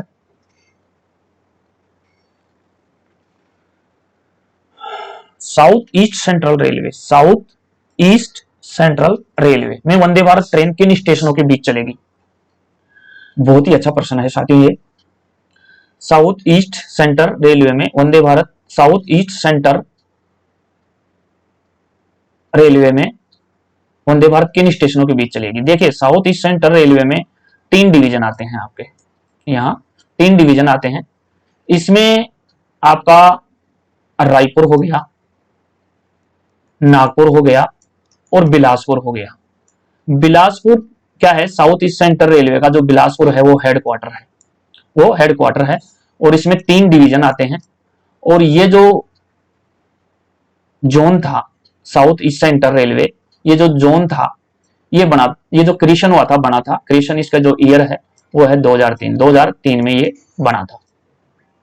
और साउथ ईस्ट सेंट्रल रेलवे में 3 डिवीजन आते हैं, रायपुर, नागपुर और बिलासपुर। और बिलासपुर का ये सीनियर कलर का पेपर है, बिलासपुर का ये सीनियर कलर का पेपर है, ये भी आप यहाँ ध्यान रखिएगा। तो यहाँ पूछा जा रहा है कि साउथ ईस्ट सेंट्रल रेलवे में वंदे भारत ट्रेन किस स्टेशनों के बीच चलेगी?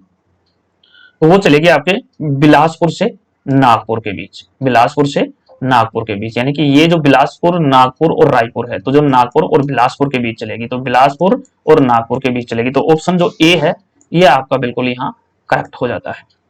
उसके बाद 52 है, बहुत ही अच्छा प्रश्न है। AI की यहाँ फुल फॉर्म पूछी गई है। तो ए से आर्टिफिशियल हो जाएगा और आई से इंटेलिजेंस हो जाएगा। ए से आपका यहाँ आर्टिफिशियल और आई से आपका इंटेलिजेंस। तो ऑप्शन जो बी है वो आपका बिल्कुल यहाँ करेक्ट हो जाएगा।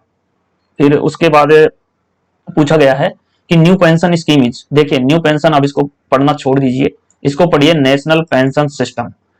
तो नेशनल पेंशन सिस्टम इज क्या है, अंशदायी है, कॉन्ट्रीब्यूटरी है, नॉन कंट्रीब्यूटरी है, नॉन ऑफ द अबव है, ऑल ऑफ द अबव। यहाँ पे ये कंट्रीब्यूटरी है यानी अंशदायी है, तो ऑप्शन ए आपका यहाँ एनपीएस क्या है, अंशदायी है। ऑप्शन ए आपका राइट आंसर है। 1/1/2004 से ये लागू है, यानी 1/1/2004 के बाद सेंट्रल स्टेट जितने भी कर्मचारी भर्ती हो रहे हैं उनके लिए ये लागू। इसमें 2 टीयर होते हैं, इसमें 2 टीयर होते हैं, 2 टीयर होते हैं। इसमें कर्मचारी का 10% और रेलवे का 14%, यानी बेसिक का ये ध्यान रखिएगा, बेसिक का 10% और बेसिक का 14%, दोनों मिला के यानी 24% हर महीने पर मंथ एनपीएस में जमा होता है, एनपीएस में नेशनल पेंशन सिस्टम में जमा होता है, ये ध्यान रखिएगा। उसके बाद इसमें नेक्स्ट पूछा गया है नई पेंशन योजना के लिए अंशदान है, the contribution towards new pension scheme. National pension system में क्या है, तो ये बेसिक का 10% है, अभी मैंने आपको बताया बेसिक का 10% है, वेतन का 10%, बेसिक का 10% है, और रेलवे का इसमें 14% है। तो ध्यान रखिएगा ऑप्शन सी है यहाँ बिल्कुल आपका करेक्ट हो जाता है। उसके बाद देखिए पूछा गया है कि साउथ ईस्ट सेंटर रेलवे में डिवीजनों की संख्या कितनी है। बहुत ही अच्छा प्रश्न है। मैंने आपको बताया कि इसमें 3 डिवीजन है। 3 डिवीजन में कौन कौन है, आपका रायपुर हो गया, आपका नागपुर हो गया, और आपका बिलासपुर हो गया। और ये जो बिलासपुर है, इस बिलासपुर को SECR यानी साउथ ईस्ट सेंट्रल रेलवे का मुख्यालय हेडक्वार्टर बना रखा है। और ये जो जोन था SECR ये आपके 2003 में करेक्शन हुआ था, 3 में करेक्शन हुआ था, यानी 3 में बना था। तो ये आप यहाँ ध्यान रखें। तो आंसर क्या जाएगा आपका 3 आ जाएगा। ऑप्शन जो ए है ये बिल्कुल आपका यहाँ करेक्ट हो जाता है। उसके बाद हम बात करेंगे ART की बात करेंगे। यहाँ ART स्टैंड्स फॉर, देखिए यहाँ ART है, वो पूछा गया कि ART की फुल फॉर्म क्या होती है। तो ART की फुल फॉर्म होती है एक्सीडेंट, R से हो जाएगा रिलीफ, और T से हो जाएगा ट्रेन, एक्सीडेंट रिलीफ ट्रेन, ये आरटी की फुल फॉर्म होती है। दूसरी जो यहाँ पूछी जा सकती है वो इस पार्ट की पूछी जा सकती है, इस पार्ट की। तो इस पार्ट में क्या है, सेल्फ प्रोपल्ड एक्सीडेंट रिलीफ ट्रेन हो जाएगा। उसके अलावा यहाँ क्या पूछा जा सकता है, ARMV और ARME, ये दो भी पूछी जा सकती है। एक्सीडेंट रिलीफ मेडिकल वैन होता है ARMU का, एक्सीडेंट रिलीफ मेडिकल वैन होता है, और ARME है जो ये एक्सीडेंट रिलीफ मेडिकल इक्विपमेंट्स होता है। यहाँ पे ART का पूछा था एक्सीडेंट रिलीफ ट्रेन हो जाएगा। उसके साथ यदि SP इस पार्ट का पूछ ले तो उसका सेल्फ प्रोपल्ड एक्सीडेंट रिलीफ ट्रेन होता है। तो ये सारे मैंने तीनों चारों बता दिए। अब उसमें से आपका कोई भी पूछे तो राइट हो जाएगा। यहाँ पे ZRTI का फुल फॉर्म पूछा गया है, स्टैंड्स फॉर, तो ZRTI zonal railway training institute होता है, यानी कि जोनल, R से रेलवे, T से ट्रेनिंग और I से इंस्टीट्यूट। तो जोनल रेलवे ट्रेनिंग इंस्टीट्यूट होता है और यह है आपके उदयपुर में, यह है आपके उदयपुर में। और उदयपुर कहाँ है, राजस्थान में। उदयपुर कहाँ है, राजस्थान में। और ये अजमेर डिवीजन के अंतर्गत आते हैं। ये कहाँ आते हैं, अजमेर डिवीजन के अंतर्गत आते हैं। और अजमेर डिवीजन किस जोन में आता है, तो वो NWR में आता है। अजमेर डिवीजन कहाँ आता है, तो वो अजमेर डिवीजन NWR में आता है।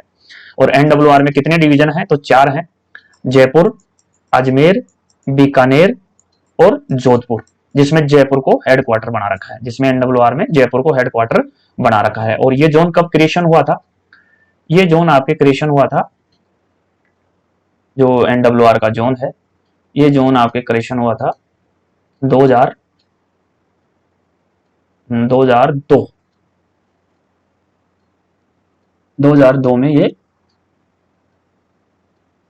NWR हुआ था आपके 2002 के आसपास ये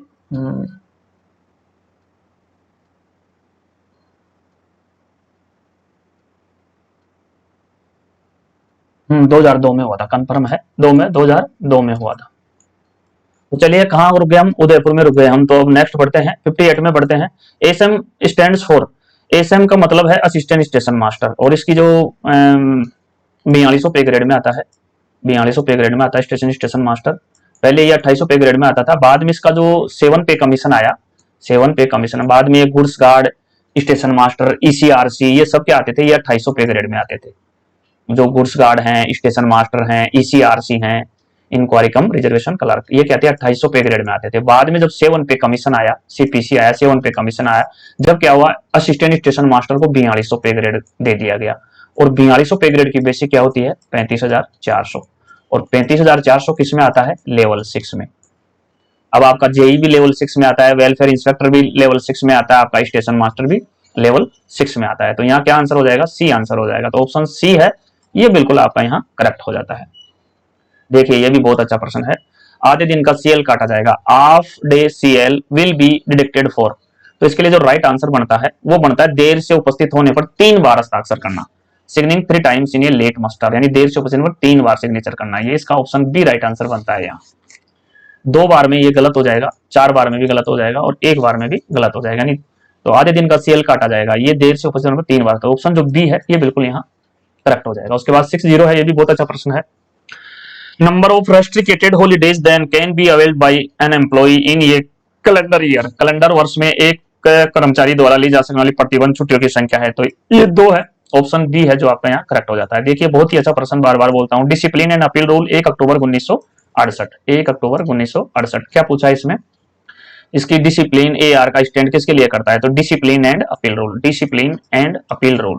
तो ये लिखा हुआ है डिसिप्लिन एंड अपील रूल, साथ में इसको ये और जोड़ दीजिए, 1 अक्टूबर 1968, 1 अक्टूबर 1968। इसमें टोटल 31 नियम है। इसमें कितने नियम है, टोटल 31 नियम है जो 7 भागों में बटे हुए हैं। कितने भागों में बटे हुए हैं, 7 भागों में बटे हुए हैं। इतनी सी जानकारी आपको यहाँ रखना जरूरी है। चलिए 62 की बात करेंगे। Pension is not entitled to employees who have joined service on or after. वे कर्मचारी पेंशन के हकदार नहीं है जो 2004 के बाद भर्ती हुए हैं, यानी 1/1/2004 के बाद के कर्मचारी पेंशन के हकदार नहीं है। ये किसके हकदार हो गए हैं, एनपीएस के। और एनपीएस से भी अब कहां चले गए, यूपीएस में। कितने जाते हैं ये देखने वाली बात है, अगले आने वाला समय बताएगा। चलिए 63 की बात करते हैं। Unified pension scheme, national, full form भी ध्यान रखिएगा। न्यू पेंशन स्कीम नहीं है, नेशनल पेंशन सिस्टम है, नेशनल पेंशन सिस्टम है। पहले न्यू पेंशन स्कीम था, अब ये नेशनल पेंशन सिस्टम हो गया। और ये यूपीएस क्या है, यूनिफाइड पेंशन स्कीम है, ये भी ध्यान रखिएगा। यूपीएस 2024, यूपीएस कब आया, 2024 में। एनपीएस कब आया, 1/1/2004 में। और यूपीएस कब आया, 2024 में। चलिए बहुत ही अच्छा प्रश्न है। पूरे जो इस वीडियो में है उसमें मैं इनका इस क्या बोलते हैं, मतलब इस पहले के प्रश्नों में इनका कैलकुलेशन कर चुका हूं।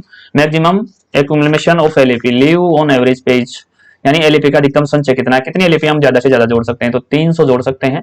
300 से ऊपर यदि हम जोड़ते हैं तो वो लैप्स हो जाएगी। 300 से ऊपर अपन अगर कहीं पे 300 + 15 दिया जाता है तो घबराइएगा नहीं, 300 + 15 दिया जाता है ऑप्शन में, तो ये भी राइट है, घबराइएगा नहीं। 300 से ज्यादा एलएपी हम जोड़ नहीं सकते, 300 से ज्यादा जोड़ेंगे तो वो लैप्स हो जाएगी। और जब आदमी सेवानिवृत्त होता है, जब सेवानिवृत्ति होती है कर्मचारी की, तो उस समय उसको 300 एलएपी का ही भुगतान किया जाता है, उसको 300 एलएपी का ही भुगतान किया जाता है। यदि मान लीजिए कोई कर्मचारी 300 एलएपी नहीं जोड़ पाया है तो उसको एलएचएपी, लीव ऑन ऑफ एवरेज पे, वो उसमें जोड़ दी जाएगी। मान लीजिए जैसे कोई रेलवे कर्मचारी 150 एलएपी जोड़ पाया, तो 150 एलएपी में जो एचएलएपी उसके पास इकट्ठी है वो 150 एलएपी और जोड़ दी जाएगी, 150 एलएचपी और जोड़ दी जाएगी। तो ये इस हिसाब से उसका आंकड़ा 300 हो जाता है। लेकिन पेमेंट उसको 225 का मिलेगा, पेमेंट उसको 225 का मिलेगा। क्यों मिलेगा, क्योंकि 150 के जो 150 एलएचपी जोड़ी है उसका 75 दिन का ही पेमेंट मिलता है फुल, यानी कि एक दिन के लिए 2 एलएचपी चाहिए, तो 75 के लिए 150 का आधे का 75, और 150 और 75 हो गया आपके 225। तो उसका जो पेमेंट का जो कैलकुलेशन होगा वो 225 डेज का होगा, 225 डेज का होगा, ये ध्यान रखें। चलिए 64 है। 64 क्या बोल रहा है, 1 किलो बिट में कितने बिट्स होते हैं। बहुत ही अच्छा प्रश्न है, सुपर हिट है और ये प्रश्न कई बार आया है, कंप्यूटर से संबंधित है। तो ये आप सभी जानते होंगे 1024 होते हैं, जो 1 किलो बिट में बिट्स जो होते हैं वो 1024 होते हैं, आप जानते होंगे। ऑप्शन बी है जो यहाँ बिल्कुल करेक्ट है। सीपीयू का फुल फॉर्म पूछा गया है, कंप्यूटर से है, तो बहुत अच्छा प्रश्न है। इसका सेंट्रल प्रोसेसिंग यूनिट होता है, इसका जो राइट आंसर होता है ए सेंट्रल, ई से आपका प्रोसेसिंग और यू से आपका यूनिट होता है। तो यहाँ पे जो पहला ही ऑप्शन है, ऑप्शन ए है, ये बिल्कुल आपका यहाँ करेक्ट हो जाता है। और ये भी बहुत अच्छा प्रश्न है, www, ये कंप्यूटर से संबंधित है, वर्ल्ड वाइड वेब होता है। तो ये जो पहला ही ऑप्शन है वर्ल्ड वाइड वेब, ये पहला ही ऑप्शन इसका world wide web. Wide, world wide web, जो पहला ही ऑप्शन है ये बिल्कुल आपका यहाँ करेक्ट हो जाता है। उसके बाद बहुत ही अच्छा प्रश्न 67, who can avail child care leave, संतान पालन अवकाश चाइल्ड केयर लीव का लाभ कौन उठा सकता है। देखिए यहां पे गौर से देखिएगा, संतान पालन अवकाश चाइल्ड केयर का लाभ कौन उठा सकता है, पुरुष कर्मचारी उठा सकता है, लेकिन वो कब उठा सकता है, जब वो सिंगल हो, जब उसके बीवी नहीं हो, या तो तलाक हो गया हो, या डेथ हो गई हो, और उसके बच्चों के लिए।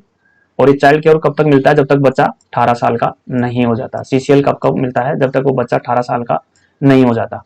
तो या तो एकल पुरुष, यानी कि एकल पुरुष जब उसके बीवी नहीं हो, तलाक हो गया हो या डेथ हो गई हो, तो जब उसको छोटे बच्चों को पालना हो, 18 साल तक के नहीं हो, तो उसके लिए सीसीएल अलाउ है, लेकिन वो सिंगल पुरुष के लिए है, यानी उसके पत्नी नहीं होनी चाहिए, जब मिल सकता है। दूसरा, महिला कर्मचारी, यदि कोई रेलवे महिला कर्मचारी है तो ये उसको मिलता है, महिला रेलवे कर्मचारी को भी ये मिलता है। अब यहाँ लिखा है पुरुष और महिला दोनों कर्मचारी, दोनों को कभी नहीं मिलता है, ये सिंगल को मिलता है। तो मान लीजिए जैसे सिंगल महिला रेल कर्मचारी है, तो वो अपने बच्चों के लिए सीसीएल जो है वो रेल महिला कर्मचारी ले सकती है। रिटायर्ड एम्प्लॉय भी यहाँ के लिए नहीं है। तो यहाँ राइट आंसर क्या बनेगा आपका, राइट आंसर यहाँ महिला कर्मचारी के लिए बनेगा, महिला कर्मचारी इसको ले सकती है। देखिए बोथ मेल एंड फीमेल में दोनों को ये कभी नहीं मिलेगा, तो ये गलत हो जाएगा। Both male and female employ दोनों के लिए ये गलत हो जाएगा। तो यहाँ पे अगर पर्सन और ऑप्शन देखें और उस हिसाब से चूज करें, तो अपन जो यहाँ जो राइट आंसर बनता है वो फीमेल एम्प्लॉय बनता है, वो फीमेल एम्प्लॉय बनता है। मान लीजिए महिला है लेकिन वो सिंगल होना जरूरी, यानी सिंगल महिला और सिंगल पुरुष, उस स्थिति में लेते हैं। तो दोनों है तो दोनों को तो ये ले ही नहीं सकते, तो महिला कर्मचारी यहाँ बिल्कुल। और यहाँ पुरुष कर्मचारी लिखा है लेकिन सिंगल पुरुष नहीं लिखा है, तो महिला कर्मचारी। तो यहाँ पे अगर ऑप्शन की दृष्टि से, वैसे तो ये घुमाया हुआ थोड़ा सा प्रश्न लगता है, लेकिन ऑप्शन की दृष्टि से और पर्सन के हिसाब से देखें तो जो यहाँ राइट आंसर बनता है वो महिला कर्मचारी बनता है। Option B is correct answer. दोनों कर्मचारी कभी भी नहीं मिलेगा, दोनों को नहीं मिलता है ये। नेक्स्ट है 68, पूरी सेवा अवधि में सीसीएल। हाँ, इसमें और भी इंपॉर्टेंट ये है कि अगर बच्चा विकलांग है तो उसकी कोई भी एज लिमिट नहीं है, आजीवन। जैसे इसमें 18 साल की लिमिट है बच्चे की, 18 साल तक का बच्चा नहीं होता जब तक वो सीसीएल ले सकता है। लेकिन यदि विकलांग बच्चा है तो उसके लिए कोई एज नहीं है, उसके लिए 18 साल की बाध्यता नहीं है, यानी वो कोई भी एज का हो लेकिन विकलांग हो तो उसके लिए सीसीएल दी जा सकती है, पुरुष कर्मचारी को भी और महिला कर्मचारी को भी।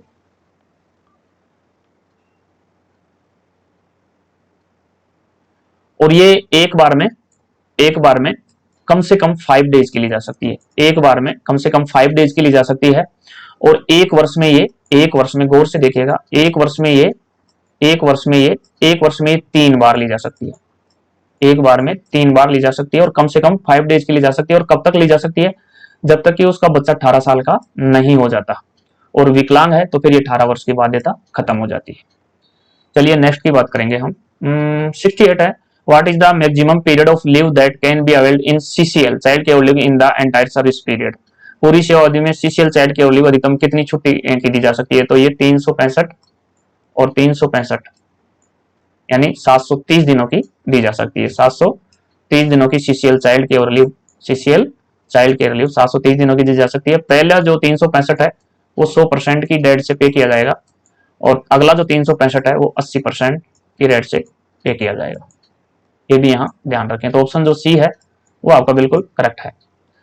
नेक्स्ट है CCL 69, CCL child care leave का लाभ उठाने के लिए एक वर्ष में निर्धारित अवधि क्या है।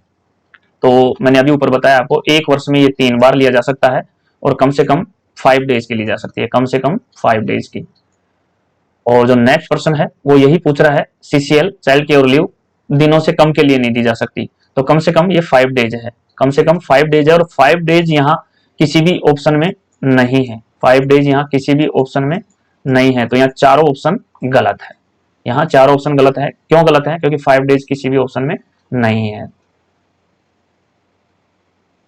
उसके बाद 71 है, इन ये year days of CL is entitle to an employ appointment in administrative office. देखिए मैंने पहले ही बात था, प्रशासनिक कार्य में नियुक्त कर्मचारी को एक वर्ष में कितने दिन की सीएल दी जाती है। तो जहां प्रशासनिक कार्यालय आ गया वहां पे 10 दिन की है, और जहां पे ओनली कार्यालय आ गया, अगर एडमिनिस्ट्रेटिव नहीं लगाया है और ओनली कार्यालय है तो कार्यालय में 8 डेज का हो जाएगा। लेकिन यहाँ एडमिनिस्ट्रेटिव बोला यानी प्रशासनिक कार्यालय बोला है तो यहाँ 10 दिन हो जाएगा। और ये जो 8 दिन है, ये 8 दिन है, ये आपके कार्यालय यानी सामान्य कार्यालय के लिए है, और प्रशासनिक कार्यालय के लिए 10 हो जाएगा। और ये 12 किसके लिए है? ये विकलांग के लिए है, यानी वो चाहे वो वर्कशॉप में काम करता हो लेकिन विकलांग होना चाहिए, क्योंकि विकलांग के लिए 4 एक्स्ट्रा जुड़ जाती है। और यदि वो सामान्य कार्यालय में है तो 4 एक्स्ट्रा जुड़ जाएगी, तो ये 12 उसके लिए है। और यदि प्रशासनिक कार्यालय में विकलांग है तो फिर 4 जुड़ के ये यहाँ 14 हो जाएगी। और यदि ओपन लाइन में कोई कर्मचारी विकलांग है तो ओपन लाइन में 10 मिलती है, तो ओपन लाइन में 10 4 और उसकी एक्स्ट्रा जोड़ देंगे, तो ये उसके लिए विकलांग के लिए 14 हो जाएगी। ये भी यहाँ ध्यान रखिए।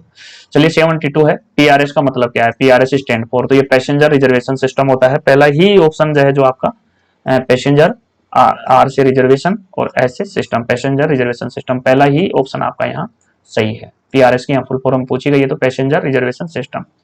उसके बाद 73 है, बहुत ही अच्छा है, एलडीसी स्टैंड फॉर, एलडीसी की फुल फॉर्म पूछी गई है तो एलडीसी से एल से हो जाएगा लिमिटेड, डी से हो जाएगा डिपार्टमेंटल, और सी से हो जाएगा कॉम्पिटिटिव, और ई से हो जाएगा आपका एग्जाम। और यहाँ आप जीडीसी की भी याद कर लीजिए, जीडीसी ई, जीडीसी में हो जाएगा ये जर्नल, और डी से हो जाएगा डिपार्टमेंटल, और सी से हो जाएगा कॉम्पिटिटिव, और ई से हो जाएगा एग्जाम। तो जर्नल, डिपार्टमेंटल, कॉम्पिटिटिव, एग्जाम, ये जीडीसी का हो जाएगा।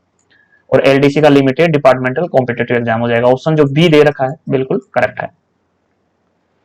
उसके बाद हम बात करेंगे स्कूल अध्यापक के अलावा, स्कूल अध्यापक के अलावा एक रेलवे कर्मचारी एक वर्ष में कितने दिनों की एलएपी मिलता है? तो मैंने बताया 6 महीने की 15 मिलती है, तो 6 और 6 15, यानी कि 12 महीने की, यानी एक कैलेंडर वर्ष की 23 हो जाती है।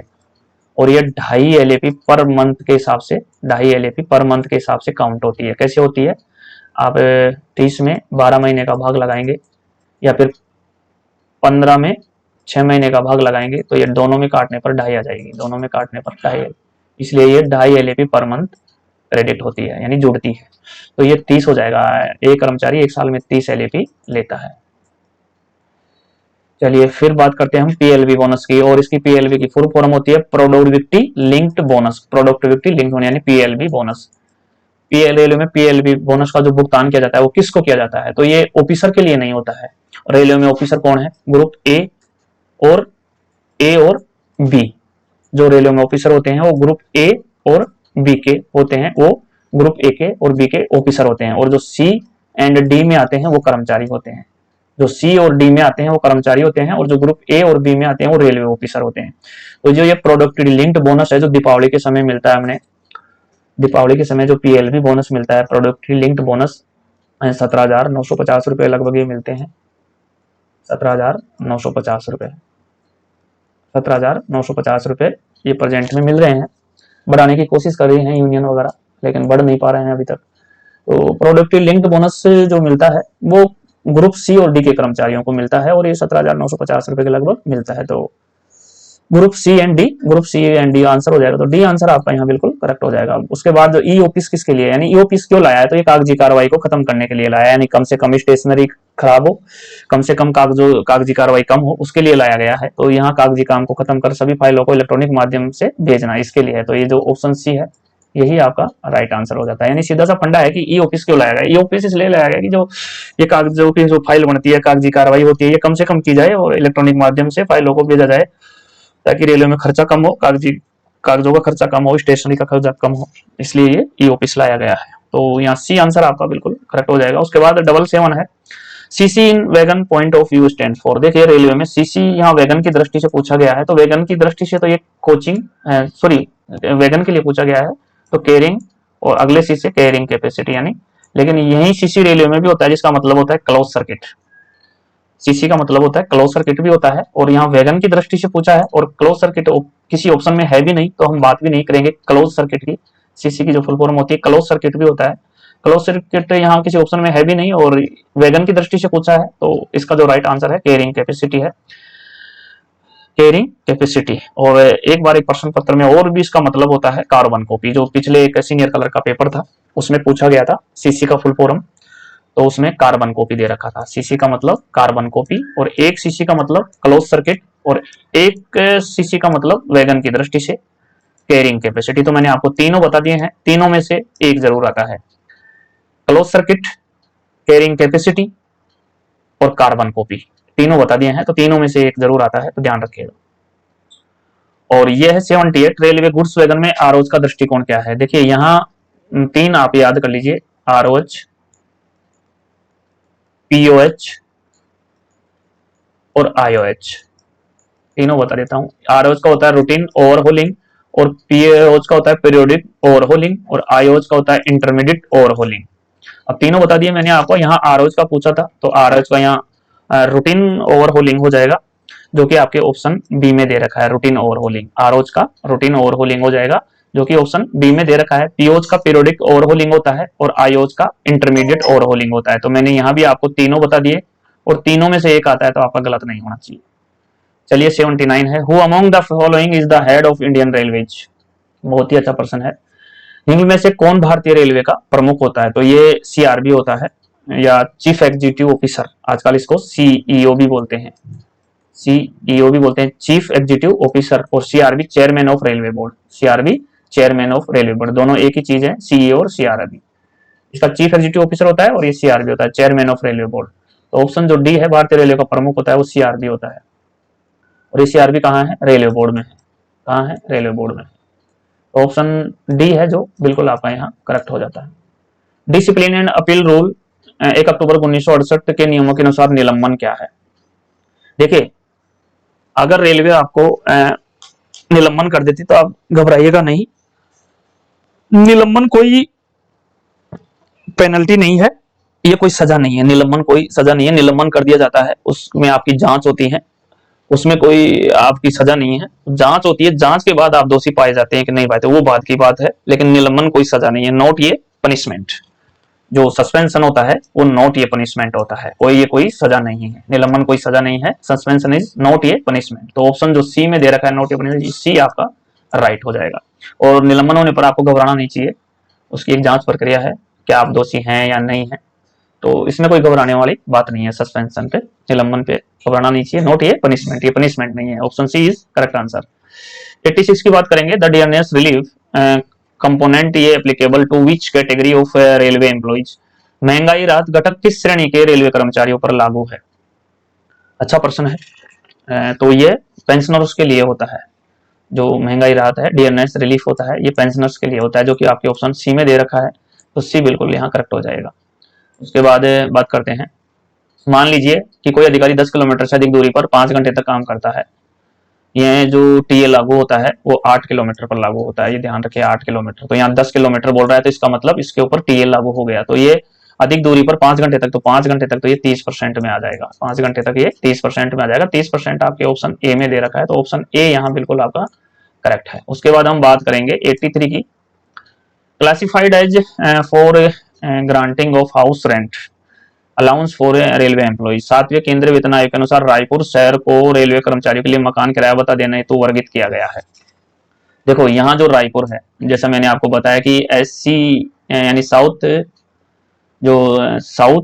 ईस्ट सेंट्रल रेलवे है, जिसमें आपका रायपुर और नागपुर और बिलासपुर आता है। बिलासपुर हेडक्वार्टर है, और इस जोन का जो क्रिएशन हुआ था वो 2003 में हुआ था।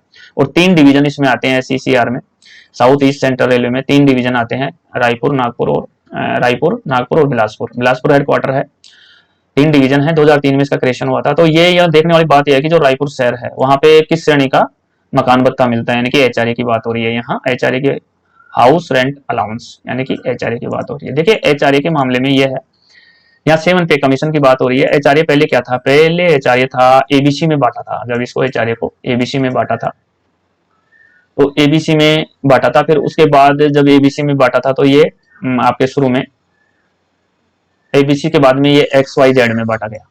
पहले ये 8, 16 और 24 था, बाद में ये 9, 18 और 27 हुआ, और प्रेजेंट में अब ये 10, 20 और 30 चल रहा है। तो ये जो Y है ये 20% में आता है। ये Y क्या है? और इसको ABC से XYZ कर दिया गया, तो ये Y है, ये 20% में आता है। और 7 पे कमीशन में इसको यानी कि 20% में ले लिया इसको। तो प्रेजेंट में ये जो Y है ये 20% में आता है। रायपुर है जो आपका 20% में आता है, और 20% वहाँ HRA मिलता है। तो 20% HRA यहाँ किस में आएगा? XYZ, यानी 20% ये आपके इसमें आएगा, Y में आएगा। तो Y क्या है? यहाँ ऑप्शन बी में है, तो ये Y कैटेगरी में आ जाएगा। तो ऑप्शन जो बी है वो आपका बिल्कुल यहाँ करेक्ट हो जाएगा। देखिए 84 बहुत ही अच्छा प्रश्न है, night duty for the purpose of night duty allowance is meant as all duty perform between. रात्रि ड्यूटी बत्ते के प्रयोजन के लिए रात्रि ड्यूटी का अर्थ है कि बीच की गई सभी ड्यूटी। देखिए ये जो एनडीए है, जो नाइट ड्यूटी अलाउंस है, ये मिलता है आपको रात के 10 बजे से लेकर के 10 पीएम, सुबह 6 बजे तक, सुबह 6 एएम, यानी रात के 10 बजे से सुबह 6 बजे तक, यानी 8 घंटे का नाइट ड्यूटी अलाउंस इस हिसाब से बनता है आपका। अगर आपने रात के 12 बजे तक ड्यूटी करी है तो 2 घंटे का बन जाएगा। यदि आपने 10 से 6 ड्यूटी करी तो 8, ये जो नाइट ड्यूटी अलाउंस बनेगा ये 8 घंटे का बनेगा। तो यहाँ नाइट ड्यूटी का मतलब ही पूछा जा रहा है कब से कब है, तो ये आपके रात को 10 बजे से, रात के 10 बजे से सुबह 6 बजे तक। तो ये ऑप्शन सी में दे रखा है 22 बजे से लेकर सुबह 6 बजे तक। 22 का मतलब रात का 10 हो गया और सुबह 6 बजे तक। तो ये ऑप्शन सी है, ये बिल्कुल आपका सही है, सी आंसर यहाँ अपन ले लेंगे। उसके बाद 85 की बात करेंगे। 85 बोल रहा है why is the transport allowance provided to the railway employees. Railway कर्मचारियों को परिवहन भत्ता क्यों प्रदान किया जाता है? और रेलवे कर्मचारियों को जो परिवहन भत्ता प्राप्त किया जाता है वो expense incorrect for commuting between residence to place of duty, यानी निवास स्थान से कार्यस्थल तक आवागमन हेतु किया गया ये, निवास स्थान से कार्यस्थल तक आवागमन हेतु किया गया ये इसके लिए आपको परिवहन भत्ता यानी transport allowance, transport allowance TA, transport allowance TA मिलता है। तो ये ऑप्शन जो बी है ये बिल्कुल आपका करेक्ट हो जाएगा। उसके बाद देखते हैं 86, बहुत अच्छा प्रश्न है। The railway servant discipline and appeal rule 1 October 1968 rules came into force in the year. तो 1 अक्टूबर 1968 में बोलता रहता हूं तो 1968 इसमें आ गया है, तो ऑप्शन बी यहाँ आपका बिल्कुल करेक्ट हो जाएगा। 1 अक्टूबर और याद रख लीजिए, तो कई बार क्या होता है 1 अक्टूबर सहित पूछ लेता है, तो 1 अक्टूबर 1968 ठीक हो जाएगा। देखिए यहाँ the railway servant discipline and appeal rule 1 October 1968 है, इसमें टोटल 31 नियम है और 31 नियम भाग 7 यानी 7 भागों में बटे हुए हैं, ये भी यहाँ ध्यान रखिए। उसके बाद बढ़ते हैं 87, rule number 19 of the discipline and appeal rules 1 October 1968 pertains to which of the following. देखिए यहाँ discipline and appeal rule 1 October 1968 नियमों का नियम संख्या 19 निम्न में से किससे संबंधित है? तो 19 जो संबंधित है वो अपीलेट अथॉरिटी से है और अपीलेट अथॉरिटी आपके चारों में नहीं है, तो चारों ऑप्शन आपके यहाँ गलत है, चारों ऑप्शन आपके गलत है। चलिए 88, railways earning are mostly from. Railway की अधिकतम कमाई कहां से होती है? तो ये गुड्स से होती है, गुड्स से होती है, मालगाड़ी से होती है। सबसे ज्यादा कमाई रेलवे की मालगाड़ी से होती है, तो ऑप्शन जो बी है ये बिल्कुल करेक्ट हो जाएगा। उसके बाद यहाँ आईआरसीटीसी की फुल फॉर्म पूछी गई है 89 में आईआरसीटीसी की फुल फॉर्म पूछी गई है। तो यहाँ आई से आपका इंडियन हो जाएगा, आर से आपका रेलवेज हो जाएगा और सी से आपका कैटरिंग हो जाएगा और एंड बीच में आ जाएगा, फिर आपका टूरिज्म हो जाएगा टी से, फिर आपका C4 कॉर्पोरेशन हो जाएगा। तो ये जो Indian railways catering and tourism corporation ये आपका राइट आंसर हो जाएगा, यानी ऑप्शन जो डी है आईआरसीटीसी की फुल फॉर्म है, यानी आईआरसीटी स्टैंड्स फॉर, यानी आईआरसीटीसी का मतलब क्या है? तो Indian railways catering and tourism corporation. उसके बाद हम बात करेंगे 90 की, RDSO stand for research design and standard organisation. यहाँ इसकी फुल फॉर्म पूछी गई है, तो research design and standard organisation, यानी आर से रिसर्च, डी से डिजाइन, एंड बीच में आ जाएगा और एस से स्टैंडर्ड, ओ से ऑर्गेनाइजेशन। और ये कहाँ पे है? ये लखनऊ में है। ये कहाँ पे है? ये लखनऊ में है। RDSO कहाँ है? लखनऊ में है। और लखनऊ कहाँ है? यूपी में। और यूपी कहाँ है? इंडिया में। और इंडिया कहाँ है? वर्ल्ड में। चलिए ये हो गया, बहुत बड़ा आंसर हो गया ऑप्शन ए, यानी RDSO की फुल फॉर्म पूछी थी research design and standard organisation, तो ऑप्शन ए है वो ये बिल्कुल करेक्ट आंसर है। यहाँ DFC का फुल फॉर्म पूछा गया है, DFC स्टैंड्स फॉर, तो इसका जो राइट आंसर है डेडिकेटेड फ्रेट कॉरिडोर होता है। DFC की जो फुल फॉर्म होती है डेडिकेटेड, F से फ्रेट और C से corridor, dedicated freight corridor. Option जो C है ये बिल्कुल करेक्ट हो जाता है। उसके बाद हम बात करेंगे NWR की। NWR का मतलब क्या है? NWR का मतलब यहाँ नॉर्थ वेस्टर्न रेलवे से है। देखिए N से आपका नॉर्थ हो जाएगा, W से आपका वेस्टर्न हो जाएगा और R से आपका रेलवे हो जाएगा, यानी नॉर्थ वेस्टर्न रेलवे, उत्तर पश्चिमी रेलवे। और ये जोन कब बना था? ये 2002 में बना था। कब बना था? 2002 में बना था। और इसका हेडक्वार्टर कहाँ है? इसका हेडक्वार्टर जयपुर में है। इसका हेडक्वार्टर जयपुर में है और इसमें 4 डिवीजन आते हैं। 4 डिवीजन में कौन कौन है? जयपुर, जोधपुर, अजमेर और बीकानेर। 4 डिवीजन, जयपुर, जोधपुर, अजमेर और बीकानेर, इसमें 4 डिवीजन आते हैं। जयपुर को हेडक्वार्टर बना रखा है, यानी हेडक्वार्टर है, और 2002 में ये क्रिएशन हुआ था, यानी 2002 में ये जोन बना था। तो ऑप्शन जो बी है आपका यहाँ करेक्ट आंसर हो जाता है। उसके बाद हम बात करेंगे 93 की। ईस्ट कोस्ट रेलवे का मुख्यालय कहाँ है? ईस्ट कोस्ट रेलवे का मुख्यालय, ईस्ट कोस्ट रेलवे की बात करते हैं सबसे पहले। ईस्ट कोस्ट रेलवे, जो ईस्ट कोस्ट रेलवे जोन है, ईस्ट कोस्ट रेलवे जो जोन है, ये आपके बना था 2003 में। ईस्ट कोस्ट रेलवे जोन है, ये 2003 में बना था। और इसमें जो डिवीजन है, ईस्ट कोस्ट रेलवे में जो डिवीजन है वो 3 डिवीजन है। 3 डिवीजन में आपके इसमें खुर्दा रोड हो गया, जो इसमें देवी रखा है, खुर्दा रोड इसमें देवी रखा है। दूसरा इसमें संबलपुर हो गया और तीसरा इसमें वाल्टियर हो गया। ये दोनों दे नहीं रखे हैं, खुर्दा रोड और संबलपुर और वाल्टियर, 3 इसमें डिवीजन हो गए। 3 डिवीजन हो गए। अब यहाँ पूछा क्या है? ईस्ट कोस्ट रेलवे का मुख्यालय पूछा गया, तो मुख्यालय भुवनेश्वर में है। ईस्ट कोस्ट रेलवे का मुख्यालय कहाँ है? भुवनेश्वर में है। और ये कब क्रिएशन हुआ था जोन? ये 2003 में क्रिएशन हुआ था। और 3 डिवीजन इसमें आते हैं। 3 डिवीजन में इसमें आपके खुर्दा रोड, संबलपुर और वाल्टियर, 3 डिवीजन इसमें आते हैं। ईस्ट कोस्ट मुख्यालय कहाँ है? ईस्ट कोस्ट रेलवे का मुख्यालय हेडक्वार्टर कहाँ है? तो ये भुवनेश्वर में। ऑप्शन सी है, ये आपका बिल्कुल यहाँ करेक्ट आंसर हो जाता है।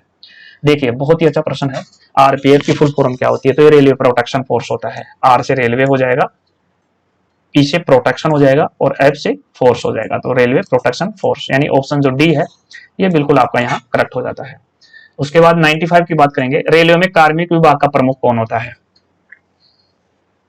कार्मिक विभाग का प्रमुख कौन होता है रेलवे में? तो ये पीसीपीओ साहब होते हैं कार्मिक विभाग का। Principal chief personnel officer, chief personnel officer admin, chief personnel officer IT और जनरल मैनेजर। तो यहाँ राइट आंसर क्या होगा? PCPO, principal chief personnel officer. तो सी आंसर है, ये बिल्कुल आपका करेक्ट हो जाएगा। और ये देखिए आरएसी का फुल फॉर्म पूछा गया है यहाँ। आरएसी स्टैंड्स फॉर, तो आरएसी का जो यहाँ फुल फॉर्म होता है वो reservation against cancel, reservation against cancel. तो यहाँ दिया हुआ है रिजर्वेशन अगेंस्ट कैंसल, यानी ऑप्शन बी है, ये बिल्कुल आपका करेक्ट हो जाता है। और यहाँ पे है 97, बहुत ही अच्छा प्रश्न है। आरआरसी का मतलब क्या है? RRC stands for, RRC stands for यानी आरआरसी का मतलब क्या है? तो आरआरसी का मतलब रेलवे रिक्रूटमेंट सेल होता है इसका। आरआरसी का रेलवे रिक्रूटमेंट और सेल होता है। वहां अगर आरआरबी का पूछ लिया जाए तो आरआरबी का पूछ लिया तो रेलवे रिक्रूटमेंट बोर्ड। आरआरबी का होता है रेलवे रिक्रूटमेंट बोर्ड और आरआरसी का होता है रेलवे रिक्रूटमेंट सेल। अब इसमें रेलवे रिक्रूटमेंट सेल टोटल कितने हैं? तो ये 17 हैं और आरआरबी 21 हैं और जोन आपके 17 हैं, जोन आपके 17 हैं। और डिवीजन की बात करें तो जम्मू कश्मीर में जो डिवीजन बना है नया, उसके सहित 69 डिवीजन है। चलिए उसके बाद हम बात करेंगे 98 की। When was the railway board form, यानी रेलवे बोर्ड का गठन कब हुआ था? तो ये 1905 में हुआ था। रेलवे बोर्ड का गठन 1905 में हुआ था। House building allowance, HbA, HbA की फुल फॉर्म होती है हाउस बिल्डिंग अलाउंस। एचबीए की फुल फॉर्म क्या होती है? House building allowance. के लिए ब्याज किस्तों में वसूला हो जाता है, तो ये 60 किस्त है। एचबीए के लिए ब्याज 60 किस्तों में वसूला जाता है। The interest for HBA house building allowance is recovered in instalments, तो इसके लिए 60 होती है, 60। अच्छा, इसकी ब्याज रेट पूछी जा सकती है करंट ईयर के हिसाब से, तो वो होती है, करंट ईयर की बात करेंगे, करंट ईयर में इस समय प्रेजेंट में 7.44% है। उसके अलावा आपको एसआरपीएफ का पूछा जा सकता है। एसआरपीएफ के लिए है 7.1%। उसके लिए आपको कंप्यूटर एडवांस के लिए पूछा जा सकता है। कंप्यूटर एडवांस के लिए है 9.1, कंप्यूटर एडवांस के लिए 9.1%। तो मैंने तीनों बता दी, तीनों में से एक जरूर पूछा जाता है। पहले किस्तों के लिए पूछा जा सकता है, तो एचबीए के लिए किस्तों के लिए 60 है। ब्याज दर इसकी 7.44% है। कंप्यूटर एडवांस के लिए जो प्रेजेंट में है करंट ईयर 9.1% है और एसआरपीएफ के लिए इसमें 7.1% है। चलिए 100 देखते हैं। How many days special casual leave is guaranteed to male employees when his wife undergoes sterilisation operation. बहुत ही अच्छा प्रश्न है ये। उस कर्मचारी को कितने दिनों की विशेष छुट्टी दी जाती है जब उसकी पत्नी नसबंदी ऑपरेशन करवाती है? तो उसके लिए 7 दिन दिया जाता है, 7 दिन, उसके लिए 7 दिन है। ऑप्शन ए है यहाँ बिल्कुल आपका करेक्ट हो जाता है। नेक्स्ट है राजभाषा संबंधी संसद की समिति में कितने लोकसभा सदस्य होते हैं? लोकसभा से 20 होते हैं और राज्यसभा से 10 होते हैं और टोटल दोनों में मिला के 30 होते हैं। तो यहाँ लोकसभा से पूछा था, इसलिए ऑप्शन बी है, ये आपका करेक्ट हो जाएगा। उसके बाद 102 है राजभाषा अधिनियम 1963 कब संशोधित हुआ? राजभाषा अधिनियम 10 मई 1963 को बना था और इसके ठीक 4 साल बाद 10 मई 1967 को ये संशोधित हुआ था। तो ऑप्शन ए यहाँ बिल्कुल करेक्ट हो जाएगा। और इसकी जो धारा 3(3) है, इसकी जो धारा 3(3) है वो 26 जनवरी 1965 से लागू है। इसकी जो धारा 3(3) है वो 26 जनवरी 1965 से लागू है। मैंने आपको यहाँ तीनों बता दिए, तीनों में से एक पूछा जाता है। 10 मई 1963 को ये बना था और इसके ठीक 4 साल बाद 10 मई 1967 को यह संशोधित हुआ था और इसकी जो धारा 3(3) है वो 26 जनवरी 1965 से लागू हुई थी। तो यहाँ 3% बढ़ते हैं, तीनों मैंने आपको बता दिए हैं। इसके बाद हम बात करेंगे हर साल हिंदी दिवस कब मनाया जाता है, तो ये 14 सितंबर को मनाया जाता है। दूसरा जो रिलेटेड पर्सन है वो बनता है विश्व हिंदी दिवस का। तो विश्व हिंदी दिवस 10 जनवरी को मनाया जाता है। विश्व हिंदी दिवस 10 जनवरी को बनाया जाता है। 2% यहाँ से पूछे जाते हैं, दोनों मैंने आपको बता दिए हैं। 104 है, हिंदी के लिए क्या अवधि है बातचीत का कोर्स, तो 30 घंटे है। ऑप्शन बी है जो आपका बिल्कुल यहाँ करेक्ट है। नेक्स्ट है राजभाषा अधिनियम की धारा 3(3) कब से प्रभावित हुई, तो अभी ऊपर मैंने आपको बता दिया 3% बढ़ते हैं 26 जनवरी 1965 से। तो ऑप्शन ए यहाँ बिल्कुल आपका करेक्ट है। देखिए एक बार वापस चलते हैं, तीनों मैंने आपको बता दिए। राजभाषा अधिनियम 1963 कब बना, तो 10 मई 1963 को बना। संशोधित कब हुआ, तो इसके ठीक 4 साल बाद 10 मई 1967 को ये संशोधित हुआ। और तीसरा प्रश्न जो बनता है धारा 3(3) कब से प्रभावी है, तो 26 जनवरी 1965। यही इसमें पूछा गया है, 26 जनवरी 1965। 3% बनते हैं, तीनों बता दिए, तो यहाँ राइट आंसर ए हो जाएगा। उसके बाद हम बात करेंगे राजभाषा अधिनियम 1963 की धाराएं 6 और 7 किससे संबंधित है, तो धाराएं 6 और 7 जम्मू कश्मीर से संबंधित हैं। उसके बाद हम बात करेंगे फिलहाल संविधान की 8वीं अनुसूची में कितनी भाषाएं, फिलहाल प्रेजेंट की बात कर रहा है, प्रेजेंट में 22 भाषाएं हैं। प्रेजेंट में कितनी है, 22 भाषाएं। जब संविधान लागू हुआ था तो कितनी भाषाएं थी, उस समय 14 थी। 14 और 1 15 कब हुई, 15 हुई है 1967 में। कब हुई, 1967 में। कौन सी भाषा जोड़ी गई, एक भाषा जोड़ी गई सिंधी, और वो सिंधी जोड़ी गई, 14 1 15 हो गई। उसके बाद 1992 में क्या हुआ, उसके बाद 92 में 3 भाषाएं और जोड़ी गई। वो कौन कौन सी थी, वो नमक की ट्रिक से याद रखिएगा, वो नमक की ट्रिक से याद करें, नेपाली, मणिपुरी और कोंकणी। 3 भाषाएं जोड़ दी गई, 15 और 3 कितनी हो गई, 18 भाषा हो गई।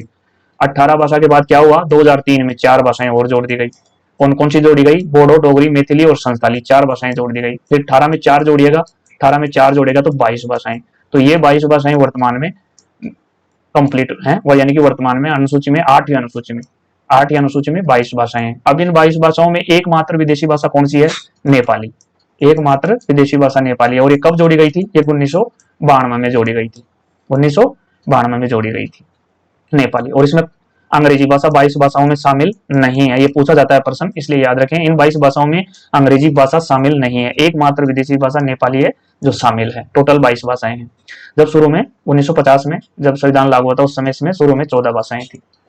तो यहाँ आंसर क्या आएगा, यहाँ आंसर डी आएगा, 22 भाषाएं। तो डी आंसर यहाँ आपका करेक्ट आंसर हो जाएगा। उसके बाद संविधान के भाग 17 भाग में कितने अनुच्छेद हैं, तो ये टोटल 9 अनुच्छेद है। टोटल 9 अनुच्छेद है भाग 17 में, तो ये डी आंसर आपका यहाँ करेक्ट हो जाएगा। उसके बाद 109 है, संविधान के अनुसार संवैधानिक नियमों, विनियमों और आदेशों का अनुवाद कौन करता है, तो ये विधि मंत्रालय करता है। देखिए यहाँ संवैधानिक नियमों, विनियमों और आदेशों का अनुवाद यानी विधि मंत्रालय, कानून मंत्रालय, यानी डी आंसर आपका यहाँ बिल्कुल करेक्ट हो जाएगा। और प्रश्न इस पेपर का लास्ट है, बहुत ही अच्छा प्रश्न है। वर्ष 1973 में गठित पहली रेलवे हिंदी कलाकार समिति, यहाँ 3 पहली रेलवे हिंदी सलाहकार समिति की अध्यक्षता किसने की 1973 में, तो ये श्री ललित जयनारायण मिश्र थे। श्री ललित जयनारायण मिश्र थे। तो ऑप्शन ए है, ये आपका बिल्कुल हो जाएगा। यहाँ दूसरी समिति भी थी, तीसरी समिति भी थी।